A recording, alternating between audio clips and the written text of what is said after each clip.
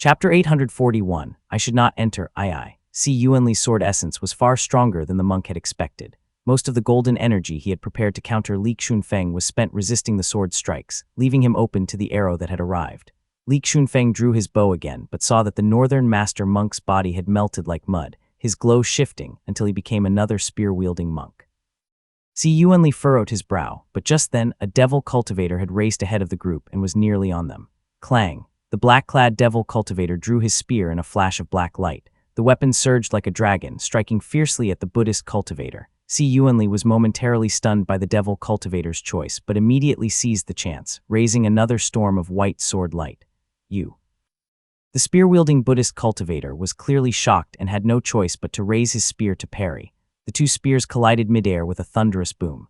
Li Xunfeng let out a slow breath, feeling his mana surge and ebb within him, and raised a crimson gold arrow to his bow once again. Buzz! 4 currents of mana intertwined in an instant. The spear-wielding Buddhist cultivator had just parried with his weapon and couldn't react in time. He was struck head-on by the white mist and the crimson gold arrow. He let out a cry of pain. His body was blasted to ashes, leaving only a head flying high into the air. The 4-man encirclement collapsed at once, and the glow on the remaining 3 dimmed. Li Xunfeng and Yuanli didn't bother with a follow-up strike and rode the wind northward without hesitation. After speeding half a kilometer away, Li Xunfeng glanced back, only to see that the black-robed devil cultivator had been exceptionally devious. He had stabbed the severed head with his spear, but deliberately kept it alive, parading it about as he dashed off southward with the bald head. Zhang Qian. This man was none other than Zhang Qian, who had been dispatched under Taoist Master Chang Yun's command. He hadn't exchanged a single word with Li Xunfeng. He hadn't even spared him a glance, and simply dashed southward with the head impaled on his spear. The remaining 3 Buddhist cultivators were caught in a dilemma. Neither north nor south was ideal. After hesitating in the air for a breath, they ultimately chose to abandon their fallen companion and resumed chasing the 2 cultivators. But Yuanli and Li Xunfeng had already flown far ahead. The sword cultivator from the Xi family laughed loudly and hurled several streaks of sword light as he mockingly shouted, "Bald donkeys! Chase me again and I'll string up the rest of your 3 heads too." As he roared with laughter, a sheet of red erupted in the northern sky. Blazing true flame surged skyward, igniting the clouds above. A burly man in dark crimson robes, holding a cauldron under one arm, swaggered proudly as he laughed. "Murong, you can't even catch your granddaddy with just 4 of you." It was none other than Gao Fangjing, cultivator of true flame. He had snatched away 2 great cauldrons and brazenly soared into the sky, drawing the gaze of many. A swarm of devil cultivators swarmed toward him, drastically reducing the pressure on the 2 of them. Yuanli cheered, "Good man, I love this kind of unruly brute." Li Xunfeng looked at the sky filled with blazing true flame. The tension in his bowstring slowly eased as he observed silently, a doubt arising in his heart. Something's not right. The monarch calling command Golden Talisman hasn't even been used yet. This is far from over. Just as Li Xunfeng slowed, a murmur reached their ears. "Yuanli, give the Hui River map to Xunfeng." The voice was aged and solemn. It was none other than Taoist Master Yuanziu. Li Xunfeng paused slightly. Yuanli fended off an approaching devil cultivator with his sword and handed the scroll over without hesitation. Li Xunfeng accepted it in stride. The murmur of incantations once again sounded in his ear as Yuanziu transmitted the scroll's spell. As he memorized it in silence, the spiritual energy of heaven and earth suddenly shifted. Rumble. Some kind of restriction was seemingly triggered at the cliff in the center of Great Ning Palace. A radiant column of iridescent light surged skyward, lighting up several kilometers. It was clearly visible from across the lake. A faint circular arc appeared in the sky, and a rain of pale droplets began to fall. Li Xunfeng's eyes narrowed as he slowly recalled the appearance of Mirage Mirror Heaven at Green Pine Temple. At last, his lingering doubts were resolved. "So this is where you were waiting for me, a grotto heaven." Everyone within Great Ning Palace looked up and listened before rushing toward the cliff in a frenzy. Yuanli, however, seemed unsurprised as he turned to Li Xunfeng. "Fellow Taoist Xunfeng, shall we head in now?" Li Xunfeng was about to respond when he suddenly felt his instincts twinge. A strong sense of danger had suddenly surged in his heart. The talisman seeds that had lain dormant in his qi for years stirred slightly, causing his 2 immortal foundations to tremble faintly. "I shouldn't enter." Alarm bells rang in Li Xunfeng's mind. He quietly looked up and saw the semicircular grotto heaven in the sky gradually revealing its colors. A crystalline glow shimmered brilliantly in the center. It was perhaps some treasure. "I shouldn't go in." A chill rose in Li Xunfeng's heart. But Yuanziu hadn't just sent him here for the Great Ning Palace. There was no retreat now. He could only stall for time and said thoughtfully, "We have great treasures on us. We shouldn't act rashly. There might be devil cultivators lying in wait near that light column. I've expended much mana fleeing from all those cultivators. Might I rest briefly and regulate my chi? His words took Si Yuanli by surprise. The middle-aged man suddenly realized Li Xuanfeng hadn't stopped drawing his bow for the entire chase, and had even stepped in to protect him earlier, so his mana might truly be low. He quickly said, "Indeed, no need to rush. Let us pause for a moment and proceed slowly by wind flight."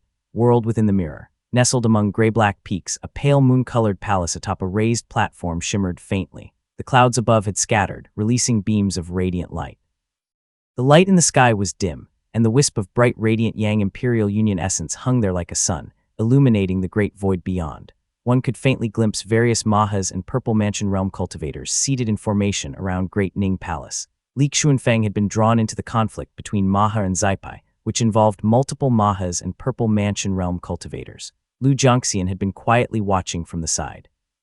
It was he who had forcibly sealed the talisman seeds in Li Xuanfeng's body, rendering them unresponsive to the divine abilities of Mahas and Purple Mansion Realm cultivators. It had saved him much effort in concealment. His gaze pierced through the veil, landing on the scene within the great void. Anhui Heaven, resembling a translucent glass orb, was slowly approaching the mortal realm. The images within it were becoming clearer by the moment. Chapter 842, Anhui Heaven. Fine drizzle fell endlessly within Anhui Heaven. Dark teal and pale blue palaces stood gracefully amidst flowing streams, while winding bridges threaded between the structures. The entire complex was arranged with elegant precision, bearing the refined charm of Jiangbei craftsmanship. Truly beautiful. Lu Jiangxian's gaze followed the riverside scenery of Anhui Heaven upward. His divine sense penetrated the illusion, inspecting every detail thoroughly as he swept through it and reached its deepest recesses. There he found a pristine celestial palace, lit by luminous green lanterns. A cascade of crystal light poured out from its gates like a waterfall, flowing in every direction. A stairway of sparkling steps led upward to a lone immortal seat that faced the starlit night of the grotto heaven. Lu Jiangxian took just one glance and froze slightly, his pupils widening as he murmured, "What is that?" The celestial seat at the summit was carved with dragons and phoenixes, its armrests adorned with depictions of two flood dragons. Large enough to hold two adults lying down, the seat was vacant save for a tiny, crystalline object resting upon it. Though it was barely the size of a fingernail, it stood out upon the grand seat with an inexplicable allure that made it impossible to look away. It gleamed with a crystal luster, as if it had emerged from a narrow aperture. Its ends intertwined and condensed into a jade-like piece the size of a finger. All kinds of illusions erupted from it like a fountain. These fantastical and surreal visions included Taoists refining pills and ascending upon consumption, white cranes delivering fruits, monkeys knocking at doors, crystal shards exploding, and brine condensing. From time to time, white cranes and Taoists flew out of the illusions and landed on the palace grounds. The Taoists continued refining their pills while the cranes gently dropped fruits into the pill furnace, causing white flames to flare. In the blink of an eye, a breeze of spiritual energy swept past, shattering the visions. Then new ones emerged as monkeys knocked again while immortals laid hands upon devotees' heads. Metallic essence. It's metallic essence. Metallic essence remnants exist within Anhui Heaven. He had seen the bright yang metallic essence with his own eyes. He was in disbelief as the grotto heaven slowly took form in the great void. He immediately realized something was amiss if that's metallic essence. The situation in Anhui Heaven has far surpassed anyone's expectations. Those Purple Mansion Realm schemers thought they were trying to hook a fish, only to drag up an entire pond. Even they won't be able to cover this up. The great void is filled with Mahas. Cultivators are already leaping into Anhui Heaven. In less than 15 minutes, the Purple Mansion Realm cultivators and Mahas will be able to observe inside. Things will soon spiral out of control. Li Xuanfeng must not be allowed to enter. Chengshu Tomb. The sky was pitch black. The various Mahas, along with the Merciful One, sat in command, emanating waves of multicolored light. On the other side, the Purple Mansion Realm Taoist masters had varied expressions. Some of them held Dharma artifacts, while others sat quietly amidst the clouds, calmly observing the scene below. The water's surface below them resembled a tabletop. The pavilions and towers atop it were barely palm-sized, and the figures upon them looked like ants, brandishing their Dharma artifacts and clashing over prizes. Occasionally, their collisions would emit pinpricks of brilliance that flickered briefly before vanishing. The Purple Mansion Realm cultivators' eyes varied between indifference and serenity as they all focused on the tabletop below. Their spiritual senses drifted about, occasionally pausing upon one another. As the situation in the waters evolved, more and more gazes converged on two individuals. The first was the stern-faced Yuan Ziyu, but the other was none other than the poised and elegant Bo Lai King, Gao Fu. The burly man, wreathed in true flame, stroked his beard and smiled slightly. The Gao family wasn't particularly dominant among the northern factions, and normally wouldn't draw much attention. Yet Gao Fangjing, the greatest talent of their clan in nearly a century, had been slaughtering freely in the waters below and seizing great spoils. No wonder Gao Fu beamed with delight. Taoist Master Yuan Ziu's face revealed nothing, but the hand resting atop his sleeve was relaxed, revealing a composed and content demeanor. He was clearly pleased deep down. Taoist Master Qiushui watched quietly, her gaze pausing on Zhang Kaiyan. Meanwhile, Taoist Master Cheng Yun kept his brows lowered, his expression unreadable. Qiushui softly remarked, "Taoist Master Yuan Ziu, I've never seen this Si Yuanli before. He's quite the talent. No wonder you kept him so well hidden." Si Boxu forced a faint smile onto his stern face and replied quietly, "Taoist Qiushui flatters me. The Si family has seen a decline in talent. This is the only one we've had in years. He does have some ability, but calling him a young genius is perhaps too much praise." Though his words were modest, he felt quite gratified. The Si family not only had few members, but those few with promise often opposed him. Yuan Ziu had long found it troublesome, but finally there was a younger cultivator who brought honor to the clan, and that gave him a sense of relief. Just as Qiushui finished speaking, a crystalline light pillar that pierced heaven and earth emerged from within Great Ning Palace. Several Purple Mansion realm Taoist masters exchanged glances, smiles blooming across their faces. Taoist Master Cheng Yun chuckled. "You all calculated it precisely. Great Ning Palace really does hold the entrance to Anhui Heaven. This is thanks to Taoist Master Qiushui." Taoist Master Yuan Ziu returned the compliment casually, but Taoist Master Qiushui only smiled and said, "Everyone had their guesses, yet now you all place the credit on me." The mood among the Taoist masters was clearly pleasant. There were faint stirrings in the great void as other hidden Purple Mansion realm cultivators turned their attention toward them. Taoist Yuan Ziu maintained his stern expressions as he muttered, "They wouldn't lend a hand when help was needed, but now they come to share the spoils. Even if they send people now, they'll be a step behind us." Cheng Yun responded briefly, but Yuan Ziu still felt uneasy. He feared more trouble might arise once they entered the Grotto Heaven. He secretly activated a divine ability to transmit a message, instructing Li Xuanfeng to take hold of the Hue River map. As he was transmitting the message, he suddenly realized the surroundings had gone completely silent. His previously relaxed brows slowly stiffened. When he sensed the aura emanating from the crystalline light pillar, his aged face froze in disbelief, eyes brimming with shock. This. The crystalline pillar emitted waves of pure white brilliance, and the aura it revealed caused an eerie silence to settle over the great void. The three-headed, six-armed Maha and the Merciful One calculated frantically, shocked into disbelief. The Purple Mansion realm cultivators looked at one another, their eyes filled with both wonder and obsession. Bolai King Gao Fu stroked his long beard, his black cloak rippling as rings of crimson light radiated from behind him. Blazing true flame burned from his robe into the surrounding void. The bearded king murmured aloud, "Metallic essence." His words rang out like a bottle shattering, shaking the entire great void.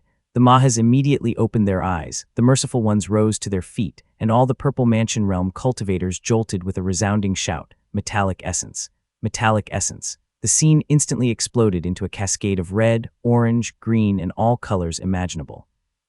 Multicolored light surged across the great void as over a dozen divine abilities activated simultaneously, flooding into Great Ning Heaven and erupting in a storm of radiant brilliance.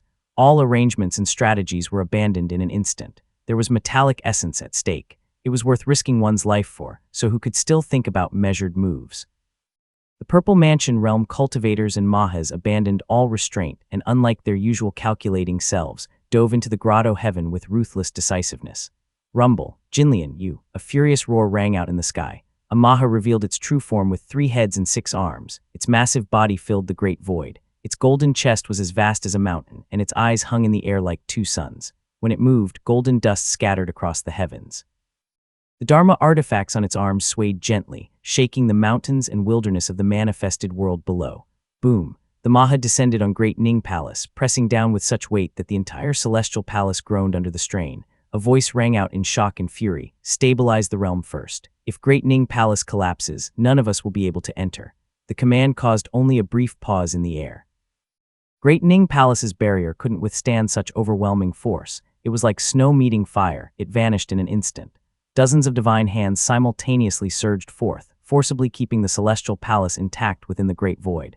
Taoist Master Yuan Ziu's eyes flew open, his expression shifting rapidly. All composure and dignity vanished as a fierce look spread across his aged face. He shouted, "Qiushui, it's a relic from Ning State. It's still within Great Ning Palace." Taoist Master Qiushui was equally stunned. She stared straight at the colorful light from the ruins, her heart pounding. Her pupils dilated as she suddenly looked up. One after another, purple mansion realm cultivators revealed their forms, nearly compressing the great void into fragments. A major calamity is coming. Chapter 843, The Scheme of Golden Feather Sect I, Great Ning Palace. Li Xuanfeng adjusted his breath midair for a while Si Yuanli stood with his sword in hand. He kept one arm behind his back as he silently gazed at the crystalline pillar of light that pierced the heavens and earth. The Dao lineage of Ning State is renowned for its use of true essence, often in conjunction with talismanic arts, with many cultivators practicing talismans and shamanic paths. Anhui Heaven has never been opened before, so there must be quite a few treasures inside. He was in no hurry. The Grotto Heaven was vast, and many formations remained intact. It was far beyond what Great Ning Palace could compare to. Being early or late by 15 minutes didn't matter. Si Yuanli was still in thought when suddenly the world seemed to dim slightly. The crystalline light pillar flickered faintly. He furrowed his brows, but everything quickly returned to normal. Suddenly, a golden glow faintly lit up the sky. Si Yuanli froze in surprise.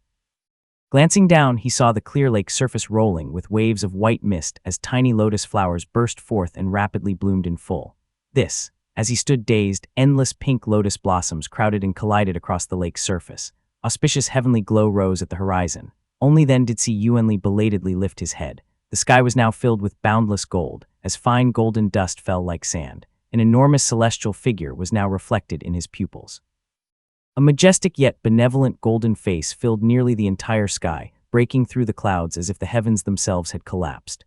Its eyes, shimmering with golden lacquer, slowly descended into Great Ning Palace. Maha, Si Yuanli cried out in pain, hurriedly shutting his eyes. Crimson tears of blood welled at the corners of his eyes and streamed down his cheeks. His heart was filled with terror and shock as he said, "Have I gone mad?" Li Xuanfeng opened his eyes at almost the same moment. A muffled boom like thunder rang out, golden white light flashed, and Si Yuanli coughed up a mouthful of blood. He screwed his eyes shut and clutched at his chest with one hand as he forced out a whisper, "Honored Taoist masters." The sky burst into a kaleidoscope of color. Yellow, orange, red, and purple filled the sky. Hazy halos bloomed one after another as vague flames surged forth. Silhouettes descended in quick succession, and in the blink of an eye, a slender hand reached out and a white-clothed woman stepped through. Splash! She had just flown into the air when a misty white rain began to fall, delicate and ethereal. It was quite beautiful, but the two had no mind to admire it. As the white rain brushed past them, the spirit wind beneath Li Xuanfeng's feet vanished like winter snow. His footing gave way, and when he instinctively tried to summon mana, not a trace of spirit wind responded. "It's the water mansion," thought Li Xuanfeng. He crashed onto the stone platform, shattering the tiles beneath him. Si Yuanli fared even worse, slamming down beside him with a heavy thud, his face flushing red. Li Xuanfeng looked up, but the white-clothed woman had already vanished. They had been merely brushed by her divine ability, but the wind beneath their feet had been entirely dispersed, leaving them momentarily unable to fly. Si Yuanli struggled twice before he managed to rise. His eyes were still shut, blood pouring out in streams, dripping down his cheeks as he murmured, "Brother Xuanfeng, they've all made their move." The radiant lights overhead surged toward the central cliff, painting the sky with strange phenomena. Li Xuanfeng watched Si Yuanli take out a jade vial and drop 2 drops into each eye before finally opening them slightly.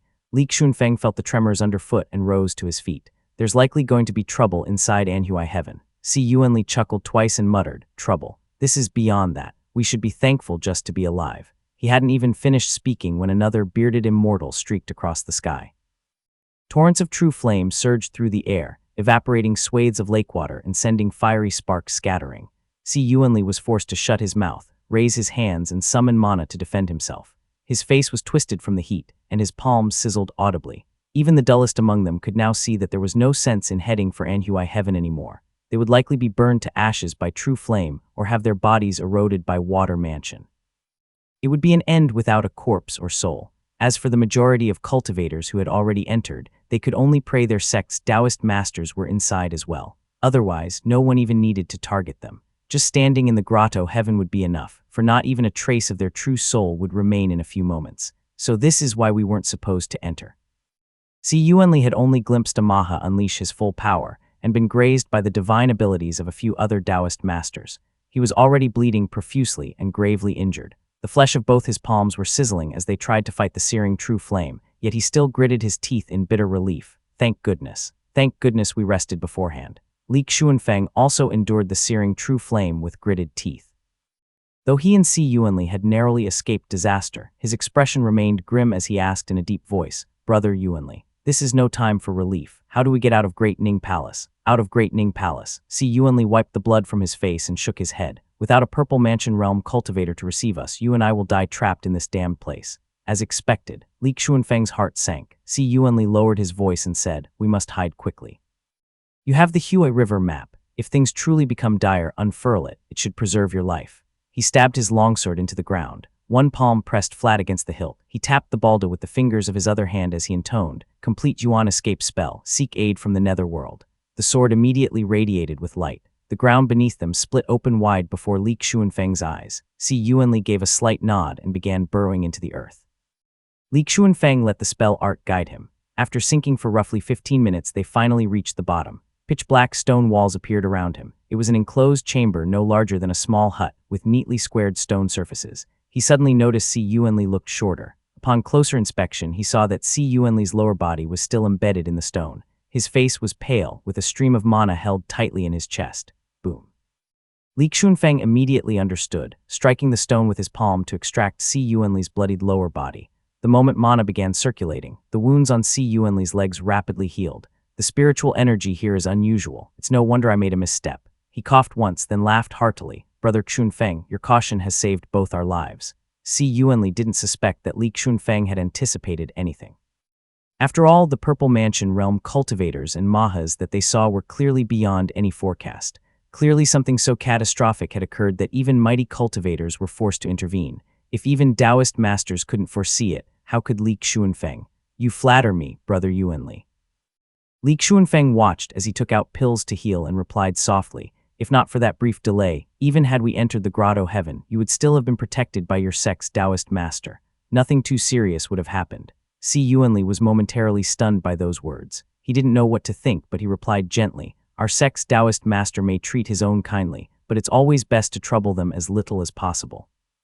Li Xuanfeng's thoughts were elsewhere. He spoke in a low, calm voice. "It's a pity that Kai Tianxing and Kai Fuju from the Kai family now have no Kai family cultivators to shield them within the grotto heaven." Before he could finish, Si Yuanli burst into laughter. "I forgot about those two bastards. What a delight, serves them right." Li Xuanfeng lowered his gaze, fingers gripping his golden bow so tightly they turned pale. Meanwhile, Si Yuanli continued laughing in satisfaction. These two were the most promising of the younger Kai family generation, and now both are gone. I'd love to see what talents Kai Jian can turn to next. Chapter 844, The Scheme of Golden Feather Sect II. The Great Void. The Great Void was shrouded in endless darkness. Gradually, a harmonious and beautiful arc began to glow, revealing its form within the void. The shape of Anhui Heaven grew clearer and brighter, becoming the most prominent feature in that space. More and more gazes turned toward Anhui Heaven, staring through its transparent and beautiful barrier to observe what lay within. Lu Zhongxian's divine sense hovered within the Great Void. It took only the slightest movement for it to slip inside. Lu Zhongxian's divine sense was far superior to mere spiritual sense. While the Purple Mansion realm cultivators were still speculating whether Anhui Heaven even existed, he could already see its form. Now that Anhui Heaven had fully manifested, and others were only just gaining clarity, he had already entered without needing to pass through Great Ning Palace. After the incident with the 5 true monarchs of Green Pine Temple, he had become confident that even Golden Core realm cultivators couldn't detect his divine sense. Reassured, he sent a wisp of his divine sense drifting into Anhui Heaven, where it landed above a small lake. The lake was only 2.5 kilometers across, its waters rippling with a bluish-white radiance. Yet it didn't seem quite like water, drifting upward like mist before being drawn back by the formation at the lake's edge. A grayish-white stone stele inscribed with several ancient seal characters stood at the lake's edge. Daling Lake. Lu Zhongxian took one look and immediately recognized it. River Pure Qi. This lake was formed entirely of River Pure Qi. Li Tongye used this very qi for qi cultivation, but just a small vial had cost him dozens of spirit stones. Yet here in Anhui Heaven, there was an entire lake of it, likely intended for cultivators of the Pit Water Dao to refine their techniques. Just as Lu Zhongxian paused to observe, 2 figures flew in from the sky and stopped at the same spot. The one in front was a female cultivator in golden robes, her eyes bright and gentle. Behind her stood a figure cloaked in black, faintly shrouded in golden haze. Qiushui and Chang Yun. The two landed in front of him, but they were unable to see him. They both looked up at the lake. A look of admiration appeared on Qiushui's face as Taoist Master Chang Yun used mana to transmit his voice, "Ancestor, this Anhui heaven is rather strange. We can't extend our spiritual sense at all, and the formations are still intact. Who knows how long it will take to find what we need." Taoist Master Qiushui nodded slightly and revealed a golden pearl in her hand, releasing a mist-like golden glow that enveloped the two of them. Then she spoke softly. "No one could have expected it would turn out like this. What a pity. Tiank Tianyuan and I went through all that secret planning just to protect Zhang Kaiyan, and in the end there's no use for him." The two did not linger and rose swiftly into the air. Though they were suppressed by the grotto heaven, making their speed modest, Taoist Master Chang Yun chuckled and said, "Ancestor, Zhang Kaiyan is a gentlemanly sort and easy to handle. That's why we chose him in the first place. Even if he's not useful here in the grotto heaven, he'll be a major asset once he establishes a sect in Jiangbei. Who knows? He might even help reform our devil sect into something more like the immortal path." Taoist Master Qiushui smiled gently and replied, "That's true. Su's state is currently empty and pure with exceptionally rich spiritual energy. Don't let the efforts and calculations of your Grandmaster and me go to waste." Their conversation showed clear familiarity, and it turned out that Taoist Master Chang Yun was her junior. His tone carried great respect. "Of course, it's just a shame." They casually gathered treasures from the palace on the lake's small island. Items were precious, but no longer of real value to those at the Purple Mansion realm. Zhang Qiushui kept her focus on detecting any signs of combat. Meanwhile, Taoist Master Chang Yun sighed softly and said, "Seeing this whole lake of river pure qi reminds me of something. Back when we were setting up the plan, I casually placed a piece and handed the River Mountain Sutra to Li Tongya. I thought him exceptional and suited to the image of a river beast. He might have been able to unravel it." But then Maha meddled. Later, we saw Li Yuanjiao making swift progress in cultivation. He was ambitious and a true schemer. He might have been capable of stirring up northern Azure Pond, crossing the Great River, uniting Jiangbei and doing something grand. But he died inside the grotto heaven. Lu Zhongxian sharpened his gaze, and in that moment saw through Chang Yun's disguise to a clear view of the man's face. He looked ordinary, but had a sharp, fierce gaze. A blade was hidden within his robes, suppressed and ready. "So it was you." Lu Zhongxian sighed inwardly. Chang Yun, Zhang Yun. The man before him was none other than Zhang Yun of the Golden Feather sect. He had entered seclusion years ago to break through to the Purple Mansion realm. Not only had he succeeded in just 20 years, he had even infiltrated the ranks of Eastern Sea's devil cultivators. In an instant, all the scattered clues aligned. Why had the Golden Feather sect spread the Blood Dharma manual during the Devil Plague? Why had Chaiman Difu, a devil cultivator, known the Golden Feather sect's techniques? Clearly, this had been planned years ago. To avoid suspicion, they had secretly stolen the Blood Dharma manual from the Miao family of the Southern Sea, quietly gathered a group of devil cultivators, and converted several northern disciples of the sect, like Chaiman Difu and Zhang Huid, into devil cultivators and scattered them across Jiangbei. It was all for the moment Zhang Yun achieved his breakthrough. He could immediately rally a loyal force of devil cultivators and instantly alter the balance between north and south. Leveraging the chaotic situation in Su's state, he fabricated the identity of Taoist Master Chang Yun and justified the establishment of his own sect. It also explained why Zhang Kaiyan, who was supposedly dead and his Dharma artifact long divided, had suddenly reappeared among devil cultivators. Naturally, the Golden Feather sect had secretly protected him, grooming him as a pawn for this very day, so he could enter Anhui heaven. Furthermore, as the founder of a sect and a key figure in the northern-southern struggle, Chang Yun could even claim a spot in Great Ning Palace. If everything went according to plan, the specially preserved Zhang Kaiyan would shine brightly within Anhui heaven and seize countless treasures. This plot would allow Golden Feather to not only gain 2 entrance slots, but also secretly establish their own sect in fertile Jiangbei. It would secure the northern flank and ferry endless spirit herbs and spirit items from the spiritual energy-rich Jiangbei into the Golden Feather sect. This was the Golden Feather sect's century-long plan. 100 years ago, they foresaw the Shangyuan breakthrough, predicted inevitable chaos in Jiangbei, and how several Purple Mansion realm cultivators would join forces. They began planning in secret, and now, at last, the fruits have begun to ripen. Chapter 845, Palace of Enlightened Tao I. Lu Zhongxian remained only as a wisp of divine sense as the two conversed. Though he couldn't act physically, it allowed him to pass unnoticed right beside Taoist Master Chang Yun and Taoist Master Qiushui. He did not linger. His divine sense roamed, sensing waves of magical powers clashing. Many familiar faces of Purple Mansion realm cultivators appeared here and there.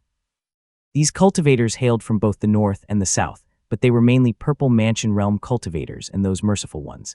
His divine sense swept through the surroundings and rose high into the sky. He saw countless blue-black grand halls, some encircling lakes, and others stacked like fish scales upon mountain ridges. clouds billowed throughout, and colorful arrays were interwoven in a landscape of boundless grandeur. Several grotto heavens in the south had already been opened. Chuyi had forcibly broken through Eastfair heaven alone, thus it lacked prohibitions. Mirage Mirror heaven had connections to many southern Dao lineages, but Anhui heaven was the first grotto heaven to remain fully intact till the present. Most of the formations in Anhui heaven weren't independent, but rather subarrays affixed to the foundational grand formation, inscribed deep into the grotto heaven itself. Though time had weakened it somewhat, its structure remained firm. These were naturally problems for the Purple Mansion realm cultivators to worry about.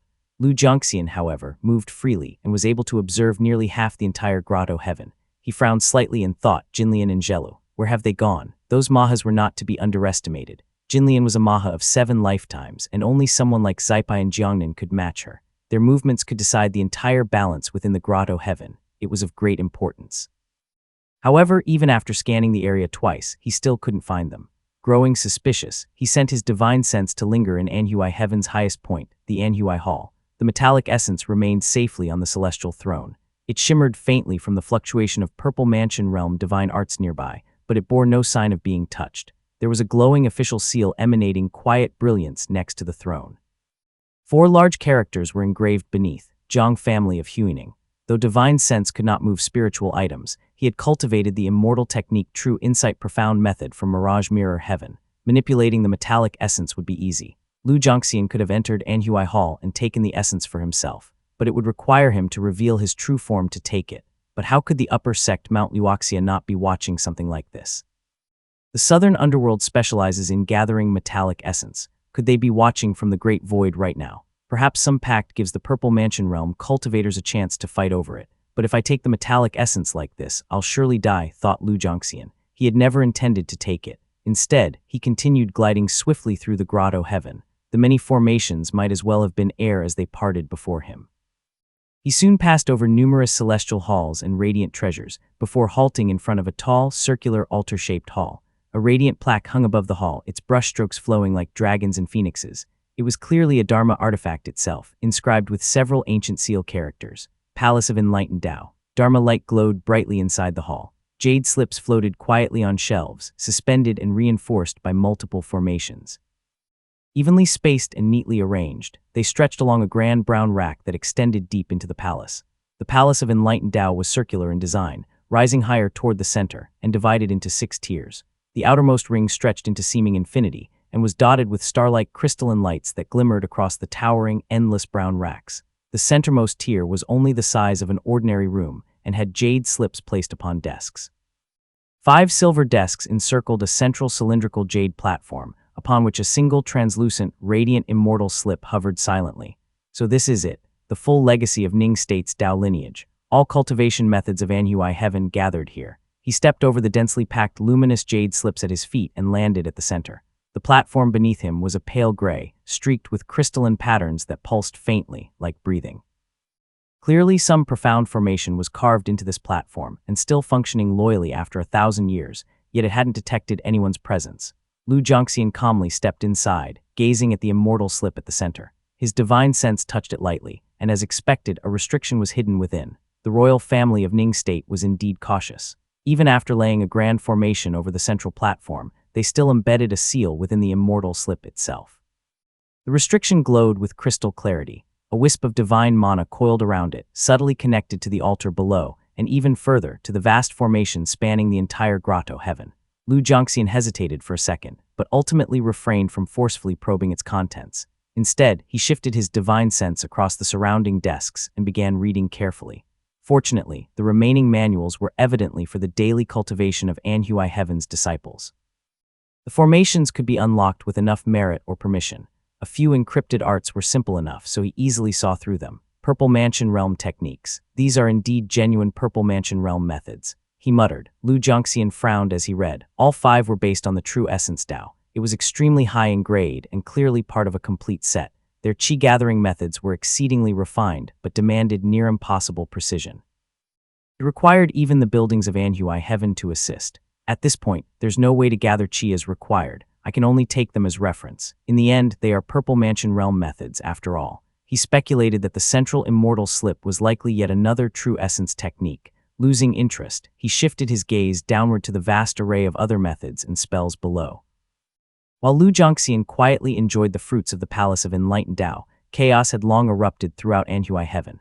The true monarch who had founded this grotto heaven cultivated the true essence Tao. The sky shimmered with crystalline hues, and faint traces of formation patterns could be seen flowing downward, creating a beautiful, ethereal scene. Yuan Ziu stood above a grand hall with a gloomy expression. The golden glow in his hand flickered faintly but remained dormant. Cultivator before him stood with arms folded, speaking in a low tone. "Senior C, this place belongs to our Mount Changhui." The Purple Mansion Realm cultivator from Mount Changhui floated midair, calmly watching him. Yuan Ziu's face darkened, but not because of the hall in question. Though Anhui Heaven was once grand, the Jiang family had gradually declined. Their Golden Core Realm cultivator had disappeared early on, and Anhui Heaven had slowly faded from the manifest world. The family had already withdrawn before even the final Purple Mansion Realm cultivator had perished. Only that last Purple Mansion Realm cultivator could still enter the Grotto Heaven. When that final Purple Mansion Realm cultivator died a violent death, Anhui Heaven had fully vanished. Most treasures valuable to Purple Mansion Realm cultivators had long been exhausted, and only a few spirit artifacts and items remained. If not for the recent discovery of metallic essence, none of this current chaos would have erupted.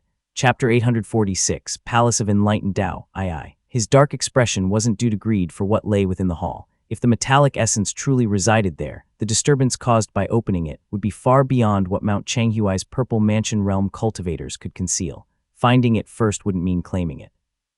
Nor was he upset by Mount Changhui slighting him so openly. What truly unsettled him was the deeper message saying that his old friends had all passed. Alone, Yuan Ziu was now weak and isolated. He was no longer well regarded by these younger cultivators. Though he often quarreled with Yuan Su and found him distasteful, if a junior had dared say such words before them, Yuan Su would have slapped the offender and cursed him to his face. That idiot's done it more than once, too. The image of Yuan Su flashed through his mind, but Si Boxiu, his true name, quickly forced it away. He turned his gloomy gaze toward the Purple Mansion Realm cultivator of Mount Changhui, but after a moment he said nothing, simply flicking his sleeve and leaving in silence. He had only taken 2 steps when his divine power, words of hidden perception, stirred faintly. Instantly stepping back, the golden talisman in his hand surged to life, blocking the beam of golden light coming straight at him. 2 radiant Dharma bodies shot out before him. They were both glowing gold. One had 4 arms and 4 legs with 2 faces on its neck. One of the faces was grinning and the other one weeping. The figure held various Dharma artifacts in its hands. The other had 2 eyes on his face and a 3 on his chest. He gazed coldly, his arms arranged like a lotus blue.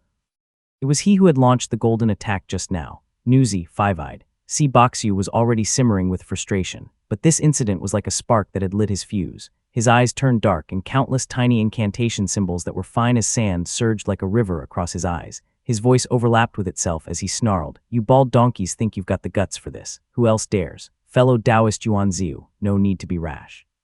Newsy, the merciful one, appeared completely calm and temperless. All of his faces smiled at once as his voice ran out like a chant of scripture. "We can speak peacefully. All I ask is that you vow never to interfere with Li Xunfeng again. Let me fulfill this little wish of salvation, and I shall trouble you no more within this grotto heaven." Si Boxiu had always detested Buddhist cultivators. Rage surged in his chest. How could he listen to such drivel?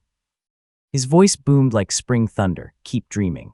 The golden talisman in his hand flared to life, unleashing a golden veil of light like falling rain. Complex runes burst forth. This was his famed profound yellow Tao talisman. Yuan Ziu began to chant softly. "Preserve the talisman in the belly, draw protection from the hidden source, divine command, conceal." In that instant, the radiance on the 2 merciful ones dulled beneath a veil of ash. The colorful and golden halos behind their heads dimmed, and the entire sky seemed to fade to gray. All the scattered spiritual light was drawn into the talisman. Newsy's spell flickered twice in his hand. He gestured, but nothing formed. The golden blade that should have appeared failed to manifest. Anger twisted across both of his faces as he sneered. A powerful divine art indeed. He shook his arm, and the golden blade came flying out. Half of it was still embedded in his own Dharma body, like a venomous tongue biting into his limb.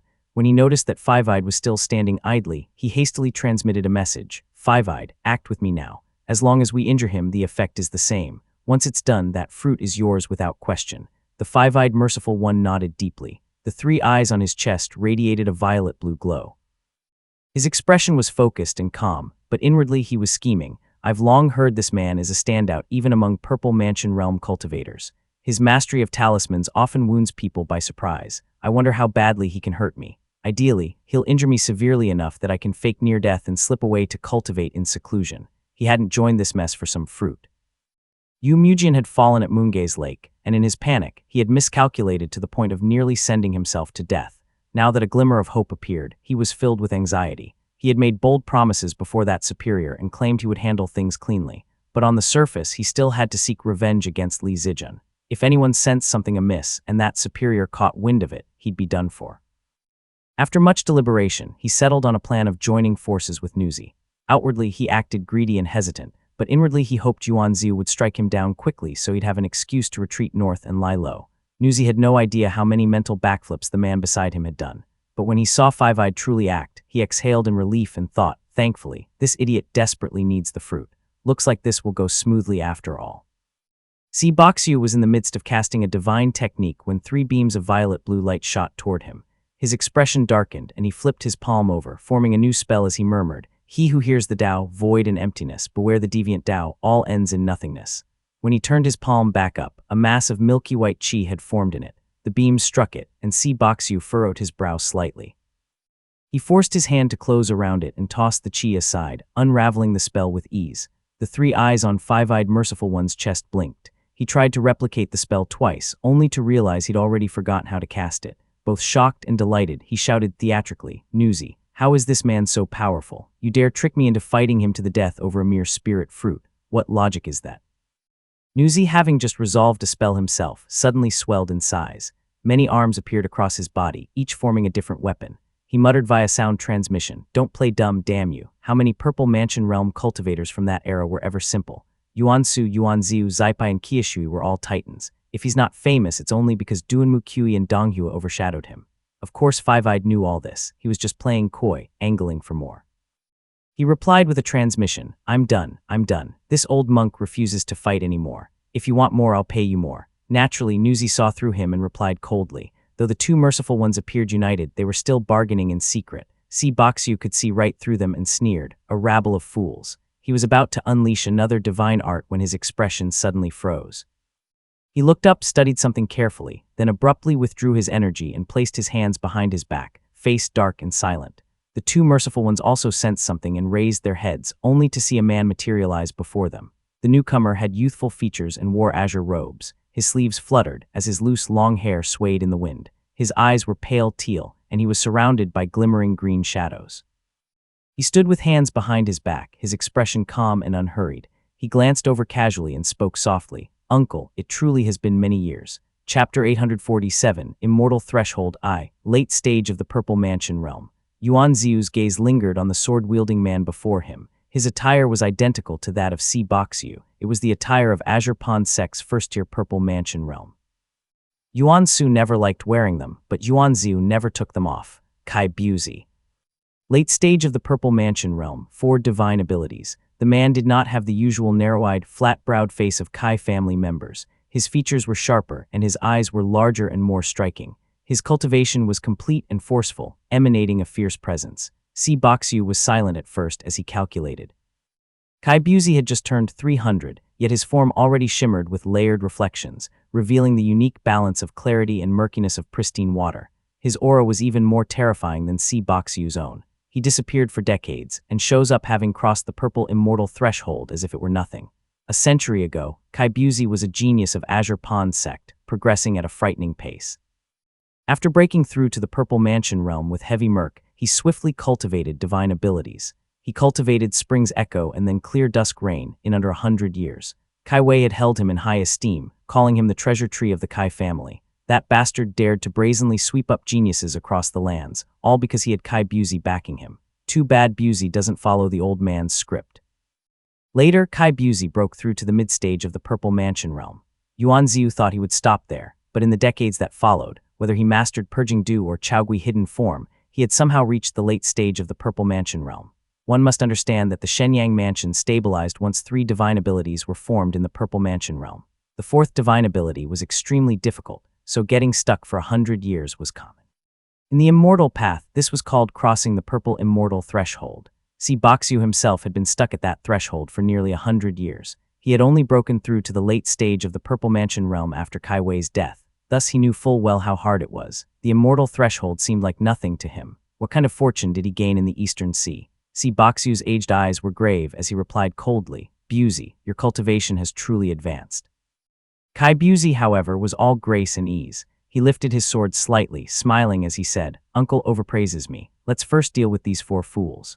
His gaze turned to the 2 merciful ones before him. One hand formed a seal at his waist and the other gripped his sword like a talisman blade. Divine energy flowed as he said, "Respectfully summon the weak, ugly Ding water." His words fell into the air, transforming into gray light that burst from between his lips and landed on the sword hilt. It clashed with the golden blade and rippled outward in waves of gray radiance. Humph! Ugly Ding corresponded to weak and dissolving among the heavenly stems, governing the clarity of one's artifact sense. The remaining 2 merciful ones could no longer remain hidden in midair. They burst forth at once, radiating colorful light. They were both golden body cultivators and massive in form. They simultaneously struck at him with their palms. Kai Buzi even had time to glance back and laugh lightly. "Uncle, all these merciful ones wield borrowed divine arts from the same mold. In the end, they are still borrowed." He spun lightly and his azure robes fluttered as he vanished. He reappeared behind the 2 merciful ones, raising his sword with a grin. "Borrowed power is never your own. Once seen, it's easy to deal with." His magic sword released 2 rays of clear light, suppressing the colorful radiance around the 2 merciful ones. He spoke casually, "Next, you'll need to form seals." The word struck the merciful ones hard. A flicker of hesitation crossed their golden-painted faces. They had half-formed their seals with 7 or 8 hands, but now they were stuck. They were unable to press on or abandon them. Kai Buzi reversed his sword and lifted it, laughing. "Trash." His azure sword erupted in a cascade of sharp currents, and tens of thousands of blades blasted forward. The 2 merciful ones screamed and retreated. Five-eyed, watching from the side, eyes blazing with golden light, instantly abandoned Boxu, who was still holding back. He flung out 2 golden rings and hurled them at Kai Buzi. When Kai Buzi revealed himself, Nuzi the merciful one was already wavering, torn between retreat and delay. When he saw Five-eyed strike with full force, he made up his mind and moved to hold off Boxu. Just then, a thunderous roar echoed through the sky. A blazing red light streaked across the air at lightning speed, appearing before them in an instant. Only after it arrived did the voice catch up, echoing slowly, "Bald donkey. Taoist Master Hingli of Hengzhu Dao Gate." Boxu's ears twitched. He immediately recognized the man from his voice and sighed inwardly. His plan to probe Kai Buzi's strength was clearly for naught now. He struck without hesitation, his talisman spraying countless golden chains toward Nuzi the merciful one. "This is bad." Just hearing the voice sent a chill through Nuzi's heart.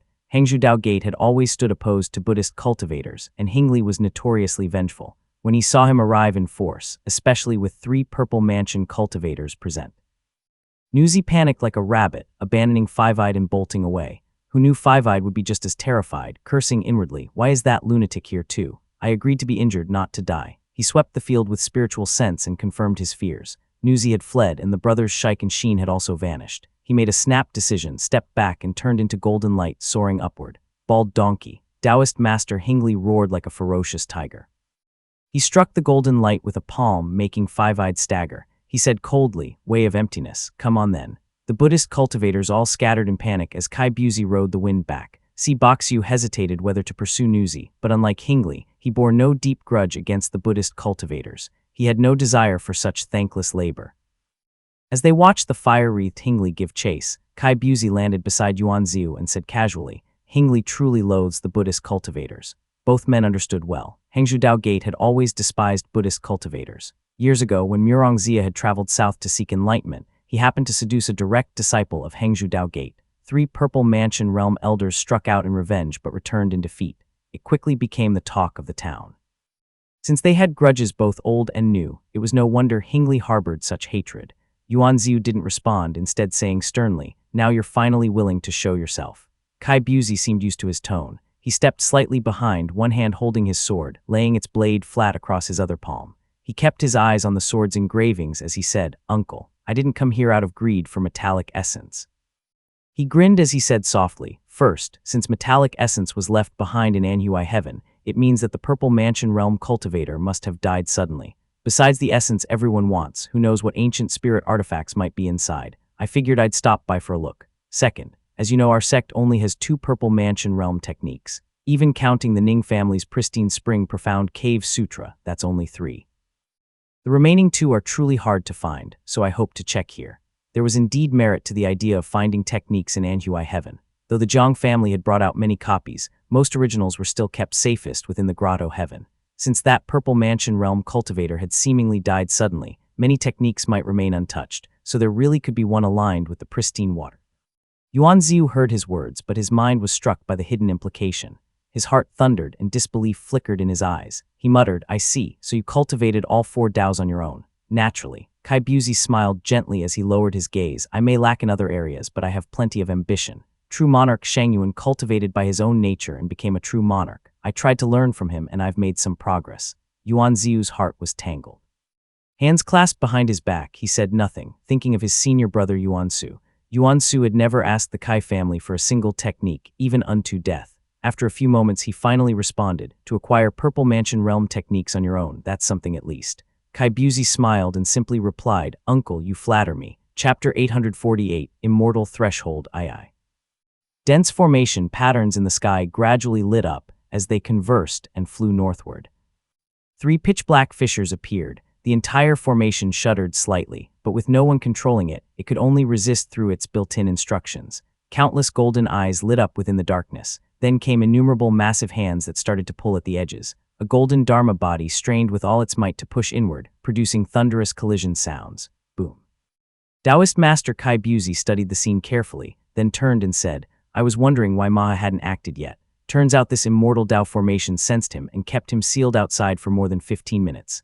Though his tone was joking, his footwork technique picked up speed. Yuan Ziyu also glanced up once before passing through the Grotto Heaven and stopping before a tall, rounded, altar-like dome. Kai Buzi halted instantly and looked up. White steps led to a blue hall, glowing faintly with floating white mist. Above the entrance hung a bright plaque on which a few ancient seal characters were inscribed in golden strokes. He took in the scenery before him and nodded, "Uncle, shall we go together? It seems to be the palace of enlightened Tao within Anhui Heaven up ahead."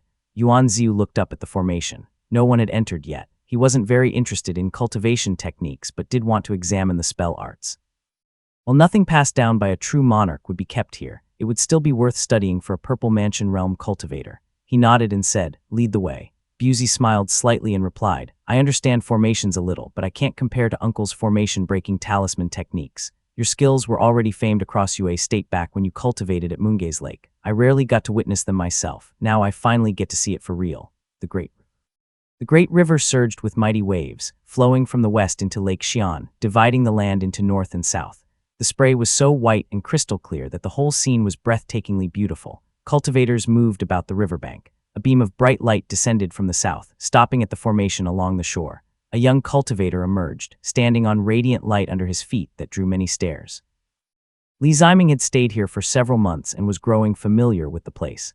The cultivators on either side stepped aside at his descent and greeted him respectfully. "Greetings, Taoist." He held a small white disc about the size of a palm, engraved densely with markings. It was divided evenly into 3 sections, each with distinct patterns. This was the Dharma artifact he had exchanged for using the Devil Jar. Called Guiyang, it was a solid defensive artifact, also taken from a devil cultivator and given to him easily by the Ning family. Guiyang was forged from spirit items of the lesser Yang attribute, mixed with a trace of true flame essence. Clearly, its previous owner had been a devil cultivator of the Purple Mansion or Golden Core realm. Though not bright Yang, it was close enough. It was a reliable artifact. Li Ziming knew full well the Devil Jar was worth less than Guiyang. The Ning family had offered the exchange so easily to repay a favor. He accepted it in silence, feeling more at ease. Taoist Ziming, one of the nearby cultivators, called out, his face filled with both alarm and fear. He spoke in a hushed tone, "Please hurry. The devil cultivators from the north are descending again." Li Ziming's expression darkened. He strode forward quickly, stopping before the formation and looking up. Sure enough, several devil cultivators stood within the thick, overlapping devilish mist, their greedy eyes staring directly at him. The number of devil cultivators gathering here over the past few hours keeps increasing. Li Ziming had no idea what had happened at Chengshui Tomb. After months of defending this place, he had gained some experience, but the battle between north and south had taken an entirely unexpected turn since the midnight hour. A tangled mess, a complete mess. It was as if some restriction among the devil cultivators had been removed. All of Sioux State was in chaos, with orders from Mount Bianyan blocked to the north. It was as if the entire chessboard had been smashed to pieces. The north and south were left disoriented. The devil cultivators had begun slaughtering each other, yet the massive devil cloud still advanced, spawning countless tendrils that surged southward. The former sense of orderly combat, where soldier versus soldier, general versus general, had completely vanished. Dozens of Qi cultivation realm devil cultivators had fled into Li Ziming's area within the hour, with even several Foundation establishment realm devil heads pausing here. The cultivators in the formation were so terrified they nearly lost control of their bowels and hurriedly called for him. The man reported, Taoist. In just 1 hour, several of our strongholds on the northern shore vanished without a trace or message. Li Ziming felt more and more uneasy and asked quietly, any word from the Ning family? They came asking once 15 minutes ago, replied the man. Li Ziming immediately frowned and sighed inwardly at how clueless this man was. If this formation had been under his full control, how could someone like this hold such a position? He said coldly, what did they say? The man seemed to realize his blunder and trembled under Li Ziming's tone. Suppressing his fear of a Foundation establishment realm cultivator, he responded respectfully, reporting to Taoist. The upper sect asked. They asked if you could get in touch with General Xunfeng. What? Li Ziming froze, a chill creeping up his spine as he murmured. Didn't Ning Heiyuan say uncle was with Taoist master Yuan Ziu? Why would they ask me something like this? Did he lose contact with the Taoist master? I don't know. The man thought Li Ziming was questioning him directly and collapsed to his knees in fear, kowtowing repeatedly. Li Ziming no longer paid him any mind, pacing anxiously as dread grew in his heart. He rushed to grab a jade talisman from the desk, infused it with spiritual sense, and wrote, the north is in upheaval. I urge Zhao Wei to retreat quickly to the eastern sea. He yanked the man up from the ground and shoved the talisman into his chest, his voice sharp and stern. Deliver this to the Li family in Qingdu immediately. Chapter 849, Shaken with Fear. The white steps before the circular hall gleamed brightly, and the 4 words Palace of Enlightened Tao above the hall sparkled with light. The formation around the hall flickered on and off, humming softly. Buzz, both Yuan Ziu and Buzi were late-stage Purple Mansion realm cultivators. Dealing with a formation that was already worn and flawed due to the changes of heaven and earth was effortless for them. It took them less than half a stick of incense's time to twist several formation nodes and open the formation. A wave of dense spiritual qi rushed out. Kai Buzi's eyes narrowed slightly as he looked around to see a vast expanse of jade slips stretching as far as the eye could see. The surging spiritual qi caused the jade talismans labeled with technique names to clink together between the racks. Beneath his feet, countless intricate formation patterns seemed to glow and fade away like breathing. It wound and twisted through the hall like rivers, accentuating the grandeur of the entire hall. He couldn't help but express his surprise in a sigh. The immortal treasury of Ning State truly is as vast as a sea of mist. Backed by the power of a nation and descendants of Golden Core realm cultivators, this treasury far surpasses that of my Azure Pond sect. He stepped forward and activated his technique, but only floated a foot above the ground before dropping straight back down. He frowned. What a formidable formation. Though the formation outside the hall had been broken, each floor within the hall was reinforced with its own formation that protected the jade slips. The formation layers interconnected like Dharma masters cooperating, locking down the environment completely. Traces of the Water Mansion Tao were evident, so much so that even a Purple Mansion realm Taoist master couldn't fly inside. He had no choice but to advance quickly on foot. He swept right past the jade slips on the first floor. After climbing several levels, his eyes skimmed over the many slips until he paused, joy lighting up his face, thinking, the Clear Dew Origin Manual. Could it really be this? The jade slip glowed with a pale azure hue, emitting an alluring radiance. Unfortunately, the grotto heaven suppressed spiritual sense, so any external probe dissipated quickly. Kai Buzi formed a seal and gently touched the jade slip. His spiritual sense tried to enter but was blocked by the formation, so he resorted to divination with finger signs. This formation is powerful, but it has flaws. With enough time, I can deduce its contents. He focused his spirit entirely on the jade slip, unaware that an old man stood ghost-like nearby, hidden in the glow of the jade slips. His eyes shimmered with dense, intricate patterns. Si Boxiu had followed him in. His gaze had never lingered on the sea-like treasury, not even for a moment. He was fixed solely on Kai Buzi's every movement, hiding like a shadow nearby as he coldly watched. His feet hovered just above the ground without making a sound.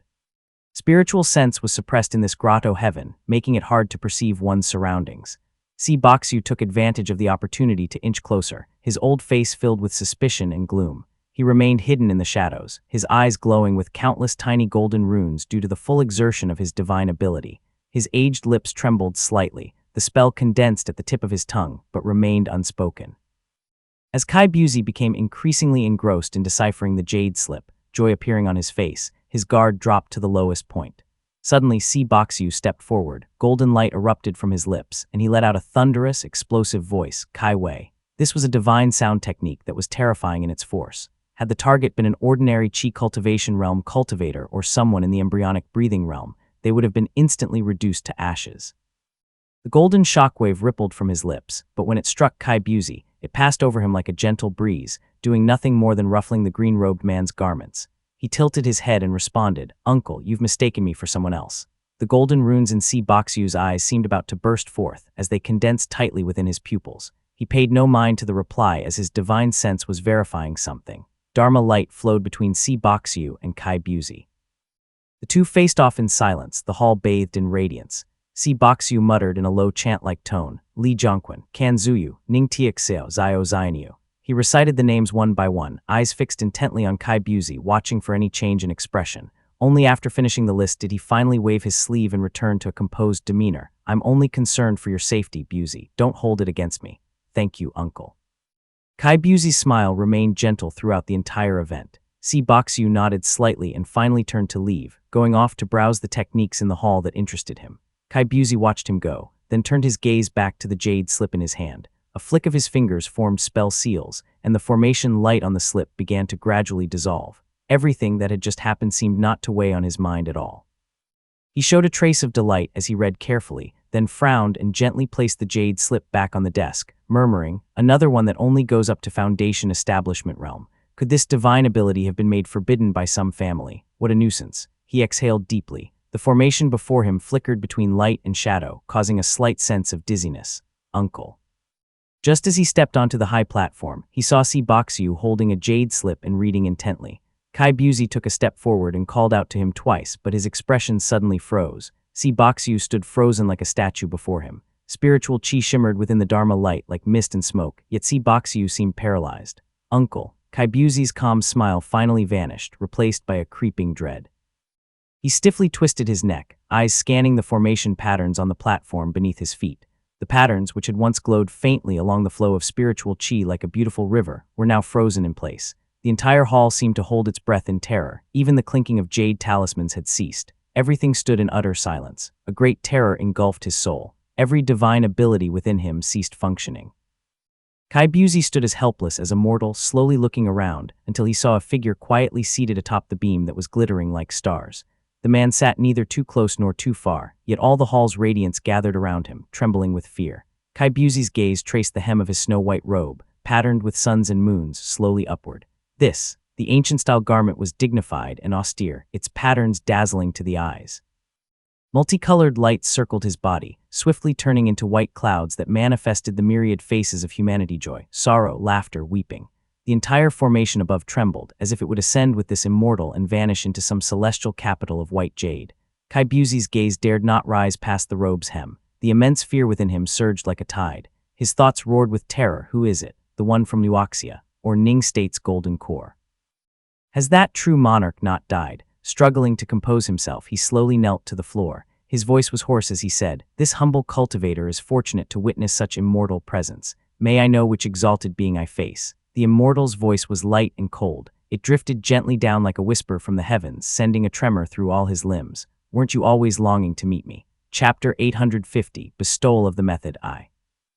All yin fruition attainments revere the Supreme Yin. The Supreme Yang is the foremost manifestation during the day. All Yang phenomena follow it. Kai Busey's spiritual orifice had opened earlier than most, so he could already cultivate by the age of 5. Kai Wei had begun teaching him with the concept of fruition attainment. The various Tao fruits were introduced starting from yin and yang. Kai Wei had read this line from a hall in the Miffin sect. It was an ancient cultivator's view on yin and yang fruition attainment. The next line went, "The mystic brilliance of the Supreme Yin falls into the Bingzi water. It becomes the color of the lake moon. It guides the pristine and converging positions. This implies the true hornless dragon inquiring into the Tao. The celestial essence of the Supreme Yang blends with the Renshin water. It becomes the divided Yang hairpin and dissolves the lesser and bright Yangs.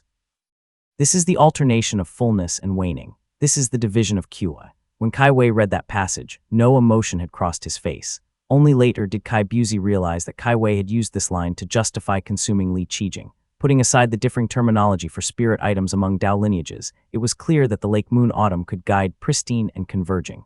The divided Yang hairpin could dissolve the two Yangs. Yin and Yang had seldom revealed themselves since ancient times. Spirit items had withered. Tao lineages had been lost. there had been very few who even reached the Foundation Establishment realm through yin-yang fruition attainment. The Purple Mansion realm had been even rarer. Those who had attained the Tao fruit of yin and yang in the past had all been unbelievably powerful. No ambitious person in the world had ever dared to covet that Tao. Most Purple Mansion realm cultivators set it aside. Only a few people like Kai Wei used changes of the yin-yang duality to achieve their aims. There were perhaps only a few stubborn sects who still tried to make real progress in these two Taos. It was precisely because of the deep significance that Kai Buzi did not dare let his eyes linger when his gaze fell upon that yin-yang pattern. He dropped his eyes immediately to the floor as if he had been burned. His forehead pressed tightly against the etched lines on the ground. All the arrangements and calculations in his heart were shattered. Only boundless panic remained. It's actually him. It's this immortal lord. What valley water? What water mansion? It was yin and yang all along. He pressed his forehead firmly to the ground. His voice had gone slightly hoarse, and his tone could not be more humble and respectful as he said, "This Junior Buzi greets the immortal lord." But in his mind, thoughts raced like lightning. Who is this person before me? This was no longer the age when immortals revealed their divine forms. Only Mount Luoxia and the underworld were acknowledged as the residence of immortals. Those ancient cultivators who had become immortals had either perished or flown into the boundless outer heavens. Only a few had been known by name in recent ancient times. Those with yin-yang fruition attainment had been even scarcer. His courage drained away as he gritted his teeth to keep his lips from trembling. The answer was already clear to him.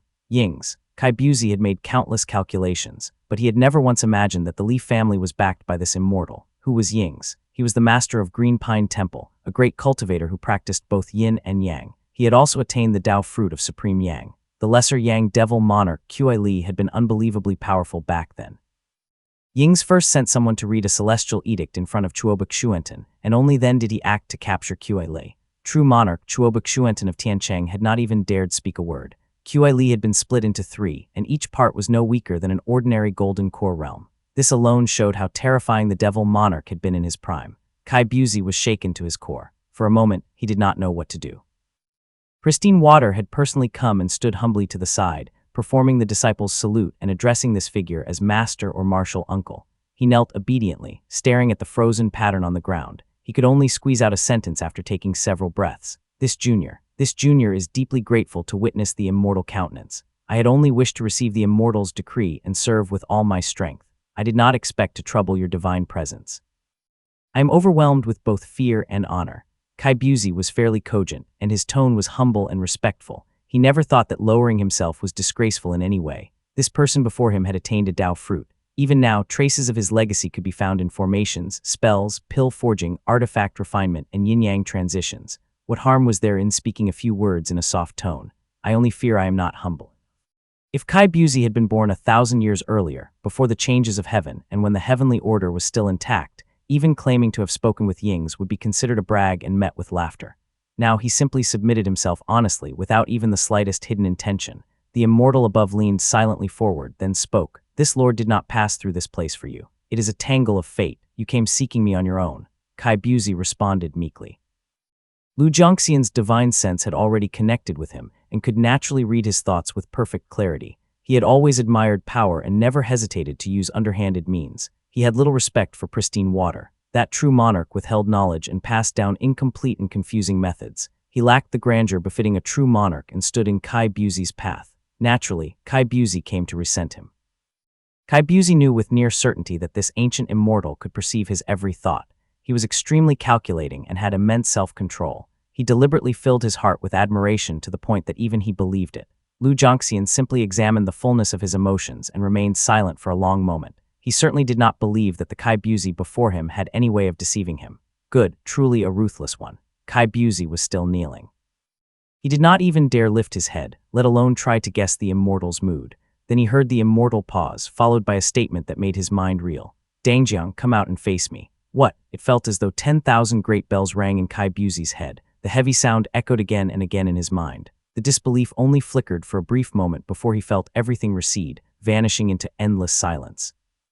It was as if his soul had left his body and now quietly watched from the side as his body moved. Kai Buzi saw his own body leap up and perform a strange and twisted salute. A familiar face twisted into a foreign expression and obsequiously said, "This little god greets the lord of the mansion. I humbly welcome your great presence. This little god congratulates you on your return from the immortal mansion. May you bring peace to this." All crowned hermits and feathered guests under heaven shall have joyous tidings. The one who had taken over his body was none other than the fiendish being that had leaped out from the Lee family. Kai Busey had fought him with wit and will for years, until he thought he had finally destroyed him and devoured the treasure hidden in his soul, gaining a great advancement in cultivation. He never imagined that the wretched thing was still hiding within his body. Dangjiang, very good.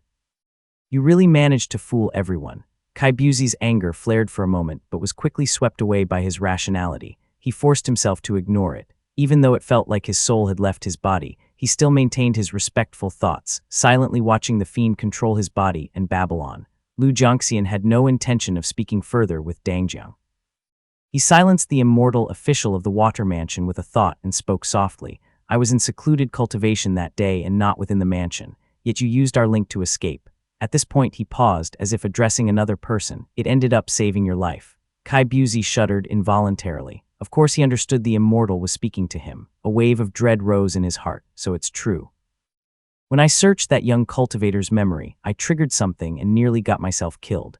But it happened to coincide with Dangjiang's escape, which ended up sparing me. Dangjiang, having taken over Kai Busey's body, did not stop talking. He immediately burst into sobs, crying out, Lord of the mansion, my lord, this lowly one has suffered so terribly in this filthy world. What kind of world is this? This little god, this little god. Chapter 851, Bestowal of the Method, II. Kai Busey was left speechless as his breath caught in frustration. He sneered inwardly, grinding his teeth in hatred as he thought, I've fought with you for decades. Do you think I still don't know what kind of scum you are? You talk so righteously, but deep down you're lustful, cowardly, and greedy to the core. Pretending, and you're still pretending so well. Lu Jiangxian watched the creature's mouth flap and secretly felt a headache. It had taken a lot to stage this moment properly, and he truly feared that this fellow would talk too much and give something away. Jinlian wasn't talkative at all. How did he manage to produce such a noisy thing like Dangjiang? Lu Jiangxian silently commanded the creature to shut up, gently shook his head, and spoke in a warm tone. You have deserted your post for many years. Naturally, you must bear punishment. Return to your position. When these words landed, Kai Busey instantly regained feeling in his limbs. The burden in his heart was finally lifted. When he felt the cold touch of the floor beneath him again, he sighed silently in his heart. So he really didn't take my body. After all, he is an immortal. So it was this idiot abandoning his post from some grotto heaven or secret realm back then. No wonder that fiendish thing barged in out of nowhere.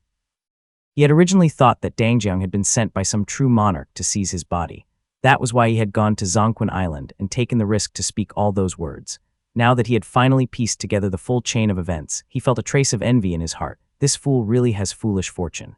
He paused for a moment and realized that this immortal lord, who seemed to be Ying's, had likely come only to retrieve the fiend. In all likelihood, he would soon depart into some immortal realm, and anxiety began to rise in his heart. Kai Busey had finally obtained a chance at forming a golden core. How could he let it slip away? At the very least, the immortal before him seemed approachable. He gritted his teeth and bowed fiercely, then spoke in a solemn tone. Busey feels longing in his heart to behold the immortal lord's face. I only fear the great path is not in harmony. To see the immortal is like seeing the truth of the Tao. I beg the immortal lord to guide me to the golden core Tao. He could not stop trembling in fear as he spoke. The immortal above did not seem surprised and quietly watched him. After a moment he said, You used your body as a cage to imprison Dangjiang. You prevented him from revealing himself. That can be considered a merit. Kai Busey felt both doubt and joy in his heart. He pressed his head even closer to the ground. The brilliance before him receded like the tide, little by little fading away, leaving only a long sigh. The immortal declared, You have the heart to cultivate yourself and preserve your nature. That is already rare in this world today. Since you seek a clear path, I shall show you one. Make good use of it. Kai Busey knelt silently. Only when the brilliance before him had fully vanished did he slowly raise his head. Everything before him remained frozen in endless stillness. It was tranquil and peaceful. If not for Si Boxiu standing beside him like a statue, Kai Busey would have thought everything had been nothing but a dream. He slowly stood up and looked around. All the splendid colors in the great hall were slowly fading. The stone steps, jade slips, formation lines, everything dissolved like sand in the wind, leaving behind endless whiteness. He looked ahead, where a snow-white command token floated in the air. The man in green stepped forward and gently grasped it. A thunderous boom echoed in his mind as the token transformed into white radiance and shot into his consciousness. Countless spell chants surged forth like a great flood. Kai Busey slowly raised his head, light flashing in his eyes, as several large words appeared in his mind. Heavenly glyph, bright, profound, sacrificial method. Clink clang, he suddenly lifted his head. The white light before him had completely vanished. The clinking of jade pendants returned to his ears at the same time as the flow of spiritual energy reappeared in his perception.